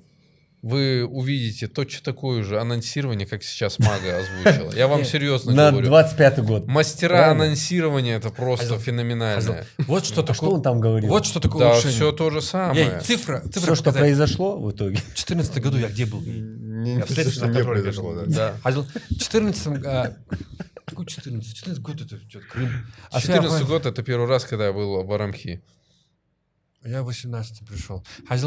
Вот что вот цифра показатель. Вот, допустим, вот улучшается, да? Выручка была 20 миллионов в 18, 200 миллионов в 24. Нормально, да? В 10 раз за 6 лет. Или, например, турпоток. Было 6 тысяч в 19 Да неважно, году. какой Сейчас турпоток был. 21 тысяча. Это Ну чё? улучшение. Значит, сервис был 5 в букинге, а теперь 8,4. Представляешь, какой-то провал был? Ну, оказывается. Вот, могло быть и хуже быть, потому что было холодно, потому что вообще матрасов не было. Они на чем спали, не знаю, правда. Я говорю, улучшается ей. Просто органично растем. Нет ее компетенции, расти так агрессивно. Лечь тогда нужно было с третьего этажа, а сейчас только со второго, да, чтобы изнутри открыть. Не, Да. кстати, вот о чем он сказал. Почему не перестает, не смешно шутить? Нет, это уже нормально, панч был. Органичный рост. Не пытайтесь. Так оно и есть. То есть здесь более естественно. То есть если, допустим, в республике Дагестан какие-то моменты антагонизма есть к туристам, то есть, ну, представляете себе, там, за 3 года они не успели адаптироваться, там, x10 количество Да, туристов. да. просто Убогая так. застройка Дагестана везде, на совещаниях в Минэкономразвития России. Убогая застройка Дагестана. Убогая застройка Дагестана. Одно и то же. Представь. А то, естественно, не все принимают. Здесь более лаконично идет. Здесь, если турист, не пойдут, не заберут, не побьют и так далее. Этих моментов, инцидентов не произошло здесь. Тут более лаконично или просто тяжелее договориться с тейпами? Не, зачем? Мы говорим о приезжих, туристах. То есть, если сегодня экскурсоводы, которые здесь работают, ну, они действительно экскурсоводы, я считаю, они достаточно высокого уровня. А в других регионах, которые это нерегулируемый вид деятельности, туда любой пришел, ушел, и никак это не... То есть не происходит отбор за счет того, что слишком высокий спрос. Соответственно, качество падает, в том числе и экскурсий. У нас же в этом плане, я считаю, ну, почти идеально, на самом деле, в плане экскурсоводов. Потому что очень грамотный, аттестацию там человек 40 прошло. Потому что в 2020 году их человек 5-6 было вообще экскурсоводов на всю республику. Сейчас их 50-60. Ну, человек 40 где-то аттестацию уже прошли. И вот этот вопрос Да. был, бизнес, этот нормальный, прибыльный, неприбыльный? Нет. Мы об этом уже говорили, поэтому я его не стал отдельно задавать. Ты сказал, что минус работает. минус. Вот первый раз у нас за 24 год мы в PNL в плюс вышли. 7 миллионов рублей. Представь, из 200 миллионов выручки осталось только 7 миллионов прибыли. А денежного потока положительного еще нет. По кэшфлоу мы еще отрицательные. То есть, понимаете, окупаемость еще не скоро. Никогда. Вот Да. примерно никогда, да. Да. Сейчас в том числе, по-моему. заговорим про менеджмент в платформе DickDoc. Как вообще пришла идея создать эту платформу? Дело... Кто ее сейчас помнит? Так это прошлое, что ли? Не действующее, мы и- тут развиваемся. ну, поэтому... Да. А как это было? Сейчас. Я вообще не знаю, что такое DickDoc. Это- Я знаю, что я как-то даже и рекламу делал, даже, да, ну... Я не что-то понял, про о чем про это, да? докторов, правильно? Рекламу я делал, да, меня попросили сделать репост, я говорю, мне денег за это не надо, вот, окей, если Я это что-то сказал, полезное, Можно окей, репост. продублировать такую же схему. У нас денег нет, мы убыточные. Дело, как бы я выходец вообще с медицинского менеджмента. То есть я управлял медицинским центром в Москве и очень ревностно отношусь к этой отрасли. Я как бы немного на ислам сошлюсь. Имам Шафи, после изучения шариатских наук, самая благородная наука — медицина. Очень много фетов было медицинских. Вот любил медицину, я люблю ее. А тут вопрос в том, что я-то еще верю, люблю и пытался как-то оцифровать ингушскую медицину, потому что здесь в этом плане провал. Вот у тебя CRM-система есть какая-то?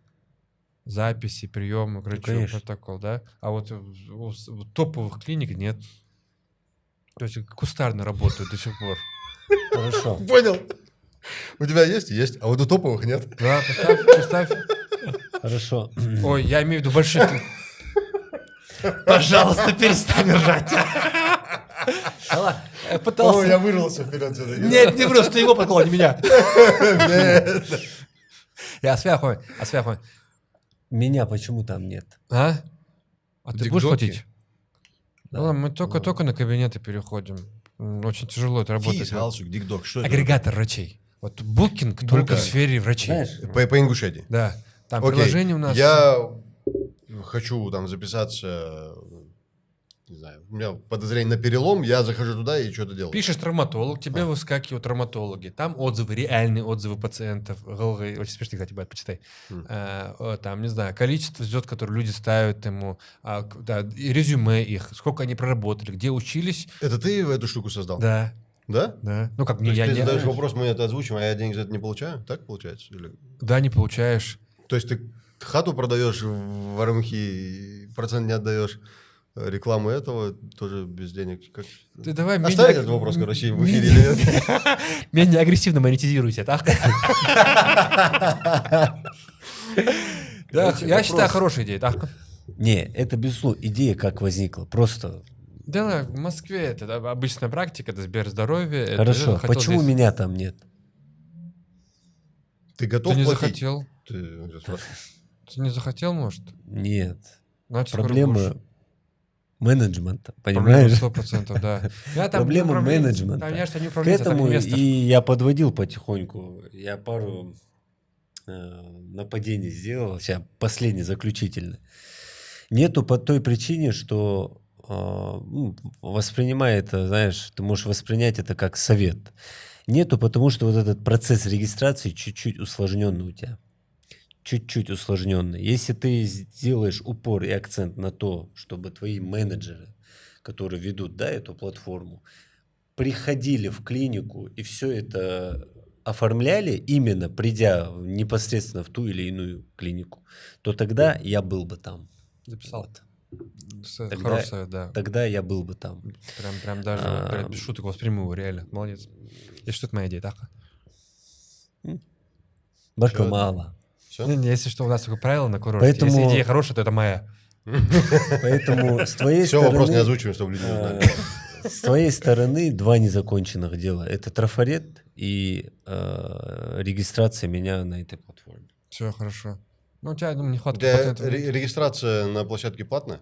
Не бесплатно. Мы за каждого пациента платим. Прием. 200 рублей. Агентское вознаграждение. Плюс отдельное. То есть, если к нему записал через твою, Да, он твою дает мне платформу, 200 дает рублей, 200. да. Нормально. Немного. Подводя итоги. Через 5 лет что будет из Цейлам и что будет из Армхи? Через 5 лет Цейлом — это гостиница. Даже не через 5 лет, через 2 года. Пока некоторые будут анонсировать. Дальше. Это будет гостиница, 36 номеров, клубная. Это будет полноценная гостиница со спа, с рестораном. Сколько звезд это считается? Ну, в горах Двух вообще или трёх, да? нету такой звездности того понятия, потому что в горах там неприступно, тяжело добираться, поэтому обычно делают клубные отели. Вот что Цейлом. Он практически сформировался. Сейчас нужно добить 7 домиков, барбекю-зона, сделать стоянку и, иншаллах, через месяца 3-2 уже начнется строительство гостиницы. Кстати, идея, которую я подкидывал с прозрачным полом. Новая кафешка, она будет прозрачным полом? Там будет, или мост будет прозрачный на крышу гостиницы, как раз со смотровой прикольно. последней площадки. Или сама крыша будет. Но крыша гостиницы, она как атриум, то есть прозрачная. Прикольно, прикольно. А что ты с него деньги требуешь? Что За ты идею? Не знаю, я уже проект. я когда в захожу, 24 просто не году. плачу 15 тысяч за холодное. Да, и там вкусно переночевку. говорят еще. И там И очень что? вкусно. Я пока еще не слышал доводов против. И возможность оплатить картой всегда, а не переводи обратно. У тебя на курорте такое было? Не может быть. Да не может быть. Только на канатной дороге такое может быть. Ну да, оно относится же к тебе или нет? Да, надоело там, кстати. Ладно, пойдем. Относится к тебе? Да, да, Ну да. вот тогда, да, было. А так, все остальное, как у нас карты. Все остальное, кроме. Арамхи через 5 лет, я Так. понятия не имею, что будет. Да. Но. Но у меня будет 13 миллиардов, да? Да. Подорял сейчас. Знаешь, что я правильно сделал? Вот был, допустим, ладно. Через 5 лет, я думаю, этот проект довершим. Да. Вместо 140 номеров будет 640 номеров до Энделей. Вместо канатки на 600 метров будет 1,5 километра канатных дорог. Вместо трассы на 940 метров будет 11 километров трасс. Это ты накидываешь сейчас из головы? Не-не-не, просто? это проект. Ага. Да.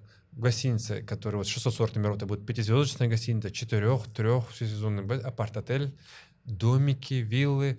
Потом будет внутри автомобильная дорога двухполосная. Это мы планируем. А что будет, Аллаху алям. Подаряч, это невероятное. Ну что же, общая стоимость 20 миллиардов всего этого ожидается. А так где? То есть там нет такого... На период этой всей стройки оно все Да, будет она закрыто уже- же? Это все будет закрыто или Главное, это... там объездные дороги сделали. Вроде там должно что-то функционировать. Ну, интенсивность 30-40 самосвалов в день. Вряд ли там будет много отдыхающих, мне кажется. Это мы планируем. А что будет? Ну, я не думаю, что это так легко. Это без обид, но не гостиница. А что точно будет? Что Армхи все еще будет фундаментом регионального туризма, как и есть сейчас.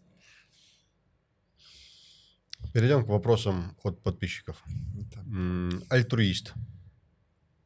Как турист, только альтруист. Задает вопрос. Он очень длинный, я задам концовку. Что, на ваш взгляд, необходимо делать, чтобы не утратить нравственно-моральную и национальную идентичность народа в погоне за коммерческим интересом? Ну, мы отчасти это обсуждали Да, сегодня, мы да? это обсуждали. И- Это баланс, найти баланс между... Да. А? Просто ответь «да». Нет, на самом деле баланс между привлечением туристов, то есть какое-то ограничение. Они наступят только после того, когда у нас будет, как я говорил, не 12-14 гостиниц, да, и 1200 койко-мест, но там, не знаю, 100 гостиниц и десяток другой тысяч койко-мест. Вот тогда мы, может быть, будем говорить о том, что мы можем воспитывать, я так понимаю, да, туристов, которые приезжают на 2-3 дня. Хотя, в принципе, лучше позаботиться о воспитании сейчас людей, которые будут заниматься туризмом, сейчас здесь имеется в виду, чем о воспитании туристов за 2 дня. Вот о чем можем побеспокоиться. Вопрос не к нам, а к имамам. Нет, при чем здесь имам на самом деле? Заур06 задает вопрос. Если завести в республику филиал какого-нибудь Московского университета с качественным факультетом менеджмента в туриндустрии, будет ли Армхи и иные отраслевые инициаторы заинтересованы во взаимодействии с таким учреждением? Я знаю ответ. Мы не можем обеспечить то количество людей, тот спрос, который Может выпуститься, да? выпуститься, да. Мы несколько раз инициировали факультет туризма при Ингушском государственном университете, но не пошло, потому что люди не хотят идти на этот факультет. То есть не воспринимают ее как профессия сегодня. Ну зачем институт на 1200 койко-мест? Ну, Реально. даже если они единовременно все заняты, да? Да. Ну, 1200 койко-мест, чтобы вы понимали, это вместе с детскими лагерями, которые у нас есть здесь, Это... которые являются сезонными на сегодняшний день. То есть Ох, 3, блин. да. То есть это, короче, 1000 мест, условно. Да, меньше. Меньше, У да. нас 400, по-моему, 50 койко-мест в детском лагере РЗИ. 300 в Армхи. Единственный лагерь, в котором я был, кстати говоря. Вот, поэтому, да. Ну, конечно, хотелось бы это видеть, потому что в соседних регионах, во всех практически, во всех регионах Северного Кавказа есть факультеты туризма, кроме Ингушетии. Ну, дай бог будет. Пишет резидент. Какие меры предпринимаются по минимизации вреда экологии, природе и природным комплексам от туристов и туристической деятельности? Туризм — это хорошо, как вы и сказали, он пишет, но в первую очередь не навреди. Понятие. Есть понятие антропогенная нагрузка. Она предусматривала сколько? То есть в один момент может переночевать, по-моему, 28 тысяч человек, да? Не помнишь? Я не знаю, что антропогенная нагрузка. В общем, то есть это нагрузка на определенное место, то есть на республику Ингушетия. Рекреационная емкость территорий. Ну, рекреационная, это есть антропогенная нагрузка. Вот эта рекреационная емкость 28 тысяч человек. Это, по-моему, институт Пироговой, да, говорил? Это советские эти Не дела. помню. Тоже Ну, есть. Это то в горной есть- части? Нет, Или республики Ингушетия. Вся, да. Той нагрузки, которую... Ну, ее нет просто-напросто. То есть на сегодняшний день у нас приезжают автобусы, микроавтобусы, 5, 10 микроавтобусов, которые едут вдоль дороги, экскурсоводы вправо-влево, радиус 200 метров, обратно и уехали. Все. Это мы говорим сейчас про 120 тысяч экскурсантов всего лишь навсего. Но, извиняюсь, извини, Магомед. Но это не исключает того, что нужно делать санитарные модули, туристические тропы, по которым только человек желательно, помимо того, что это там нагрузка там на окружающую среду, плюс еще безопасность туриста. Поэтому это важно. Эту работу нужно, то есть за этой работой нужно следить. От Мальсагова вопрос. На что уходят деньги от въезжающих в турзону, если мусор собирают с помощью субботников, а башню восстанавливает Гусериев? Какая организация принимает эти деньги? Ответишь? Или мне? Я не знаю, к вам это вопрос. Ну, это не к вам вопрос, но тем не менее. Есть может быть, балансодержатели. Вот балансодержатели там особой экономической зоны сейчас Магомед, Мгм. курорты Ингушетия. Есть Минимущество, это республиканские земли. Есть Лесфонд, это федеральные земли. Есть заповедник, федеральный заповедник РЗИ. Наверное, все-таки больше к нему вопросу, потому что там очень много людей, местных жителей, то есть жители Республики Ингушетия отдыхают, едят каждый год шашлыки по несколько раз, поэтому, то есть там мусор есть. Ну, наверное, лучше к ним задать вопрос, куда деваются эти деньги. Тоже не к вам, но все же добивка к этому Да. вопросу. Мы говорили сегодня о тейповости много. Мгм. Аздоевы хотят поехать на башню, на Вовнушки. Мгм. Они должны за это заплатить 200 рублей с человека. Да. По-моему, в 2024 году новая 200 цена рублей выстрелила. Всего с лишь. каждого человека. 7 Всего октября. лишь. Да. Ну, это же родовые башни, это же фамильная история. Почему он что? должен платить? Сами Федераль- Аздоевы уже должны заплатить. Ну, Да это въезд в заповедник, это федеральное требование. По закону ты не можешь не брать деньги за въезд в заповедник. нет, не прав. Я посмотрел закон. Вот реально. Неправда. Он мне скинул ссылку, Алихан Миржоев. По закону Он все имеет право. Да, не, обязан, представь, обязан брать деньги за въезд в заповедник. Обязан. И эти бабки, как бы даже... Идут на содержание Да. этого заповедника. Сейчас я тебе пришлю. Ну, тут щас вопрос, щас. видишь, как раз таки, и тем более, если обязан. Он обязан, я был удивлен. Он прям сынул, когда себе на него этот... Да. Он обязан по закону брать деньги за въезд за федеральный заповедник. Нет ни одного заповедника в стране, который не брал бы эти деньги. И как бы, слушайте, это огромная территория. Сколько там? 20 миллиардов, сотен миллионов гектар. Нет, у А надо нас содержать это. Джейрасский район, это Ты 620... тоже должен заплатить, между прочим, 200 рублей. 627, А с чего ты взял, что я тоже не плачу их? 627 квадратных что- километров. Ты тоже Это должен. Джейрасский район. Федеральный заповедник РЗИ, я не помню, какая площадь, 36 квадратных километров, что Да. такое. Я имею в виду нормальная практика. 50. Обязан поставить цены, там везде на сайте, ты зайдешь в Краснодарский заповедник, где все везде цены, прайсы, это по закону. Тут же обязан. не вопрос, не в этом. Так Вопрос это- заключается в том, вот он озвучил то, что он задает вопрос. Если вы берете деньги, убирайте, Нет, это тогда второй вопрос. следите. Да, второй Да, вопрос, про почему? второй, Понял второй ты? вопрос это отсылка к тому, что я говорил, что в башенном комплексе должна быть ингушская история, а не тейповая. И окей, если сегодня она тейповая, то окей, почему тогда Аздоевы, Цароевы, Евлоевы, Хамхоевы и так далее должны платить 200 рублей, чтобы поехать на свои родовые башни? Просто потому, что Понимаю. Путин сказал платить 200 рублей. Ну все, вопрос. Ну, так и говори, что мы растягиваем. Да, базар, он короткий должен был быть. Подожди, если это тейповая история, да, так, почему тогда те же тейпы не убирают мусор? А с чего ты завтра не убирают? Я заметил... Так, кстати, вопрос в том, что только на субботниках сами тейпы и убирают этот мусор, а подряд. при этом да. собирают... Мне нравится, как Алихан работает. Он молодец. У нас проблема вот вообще с вывозом мусора в стране. Ну, там она обсуждается на всех уровнях. Ну, мне нравится, как он работает. если Не, честно. я это вопрос к чему говорил. Так-то и мы собираемся в Эгекале, собираем, там субботники устраиваем. Вот если мы делим эту горную часть Ингушетии по территории, да, каждого тейпа, то тогда надо и порядок полностью взять. Слушай, ну это же не официально, это номинально. То есть, когда, я сейчас буду обижать всех, и мне придется извиняться перед каждым. Это нормальная Когда практика. нужно делить что-то, тогда тейповая история. Как только приступаем к вопросу обязанностей, сразу государство. Ну, у нас же так часто, то есть такое противоречие, да, вроде бы. Но если правильно вы говорите, если тейповая история, давайте тогда пусть тейп убирает, пусть складывает, собирает камни, пусть убирает мусор.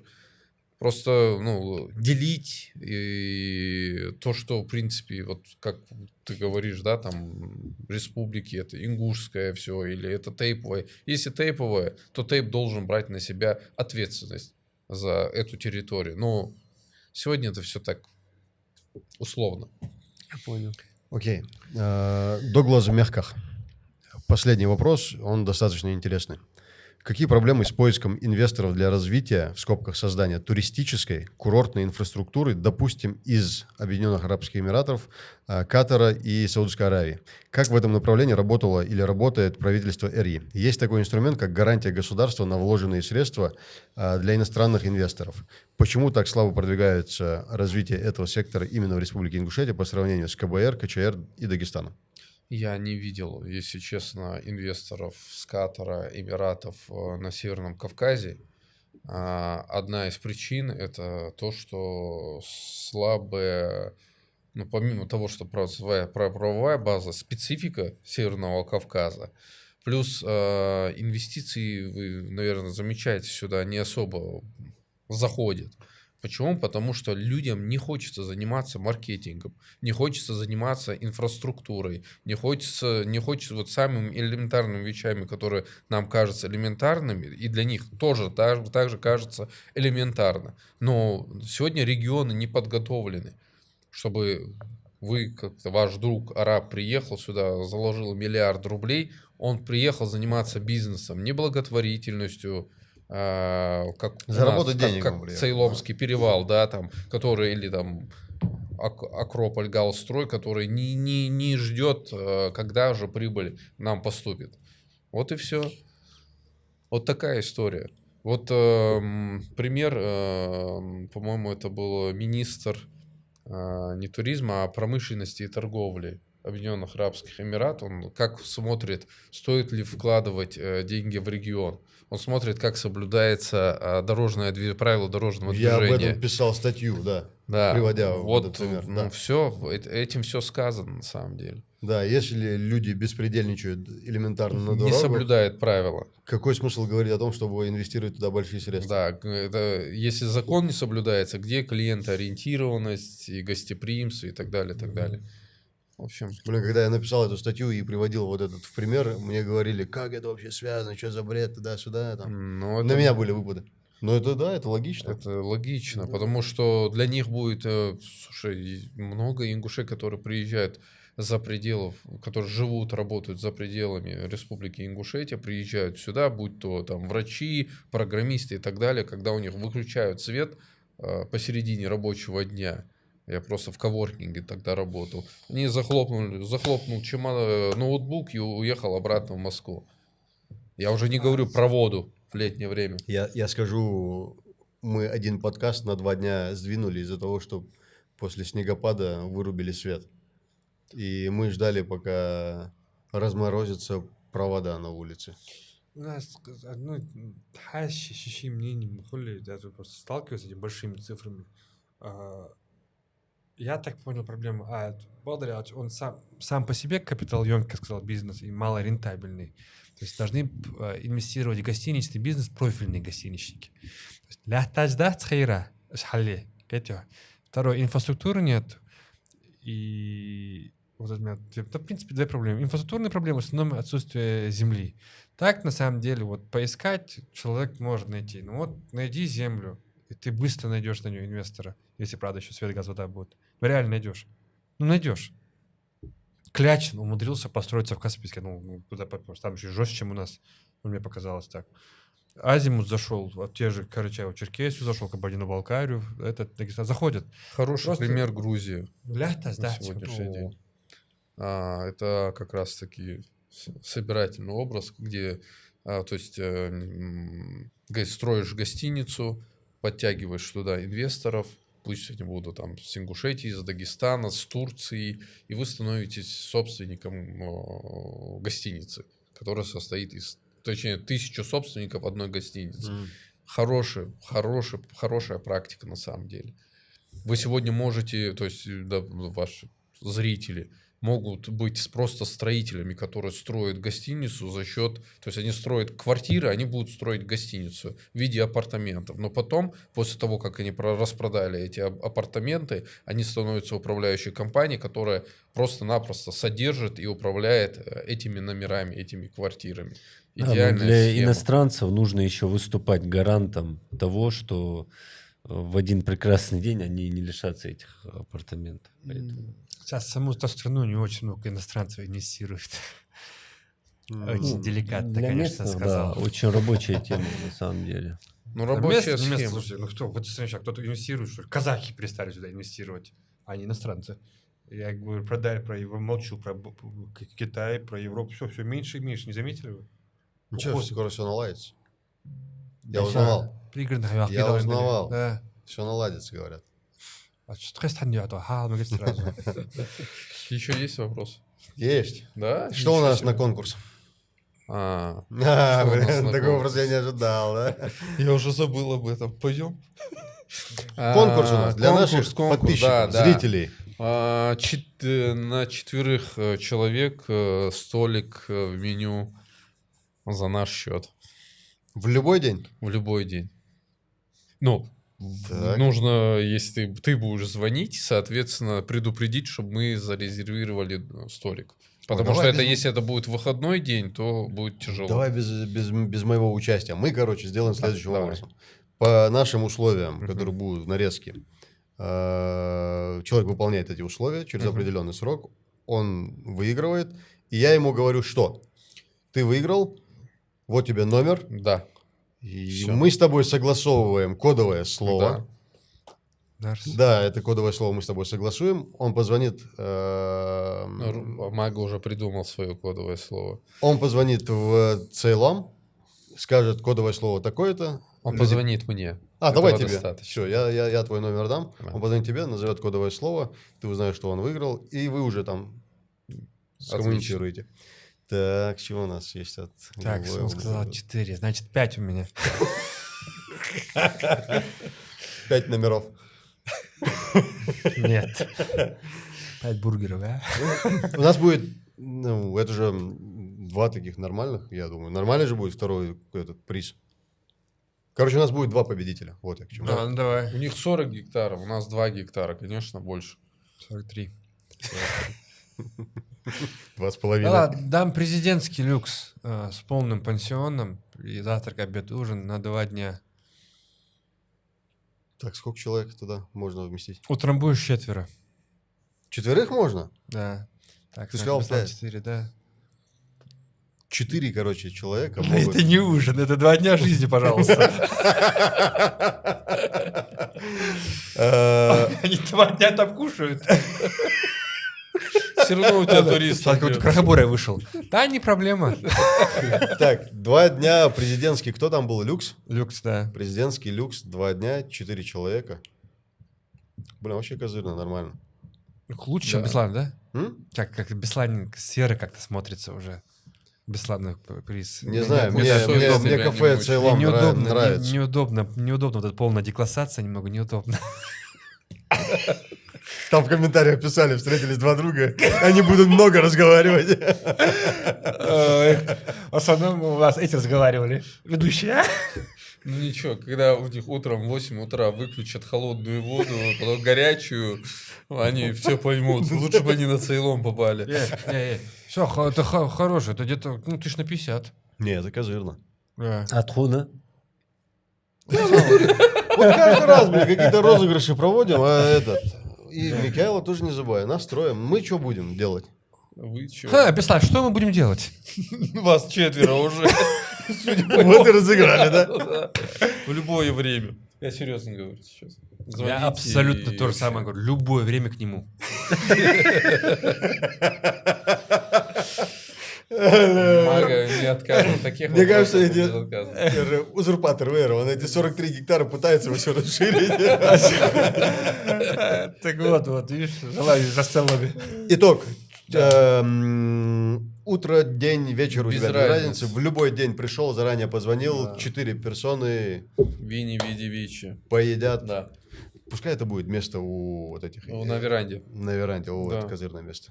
И у тебя президентский люкс на 4 персоны 2 дня. Да, тоже сказал. Любые дни? Беслану. Ну да. Ну да. Так, Грустно, замечательно. сказал, да. Замечательно. Все, классно. Все поднимаем бокал. Давайте я подниму Асу, вы поднимаете Можно, Маяши и Кофе. зацените. А, чай. А, Скажи, дети. Магомед у нас ничего не рекламирует, не хочет. А чё ты не рекламируешь? Кто сказал? Тамал, я говорю, Аса сказал. А я Моя весь сказал. эфир пил с этой кружки. Бех нахуй. Пил мало, Да. надо больше. Надо было наливать. Надеюсь, Всё. я считаю, продуктивно было. $5 говори. Да, Я не из эфир. Я на минуточку отключусь. Да, Бек, Бата, мы чавялся.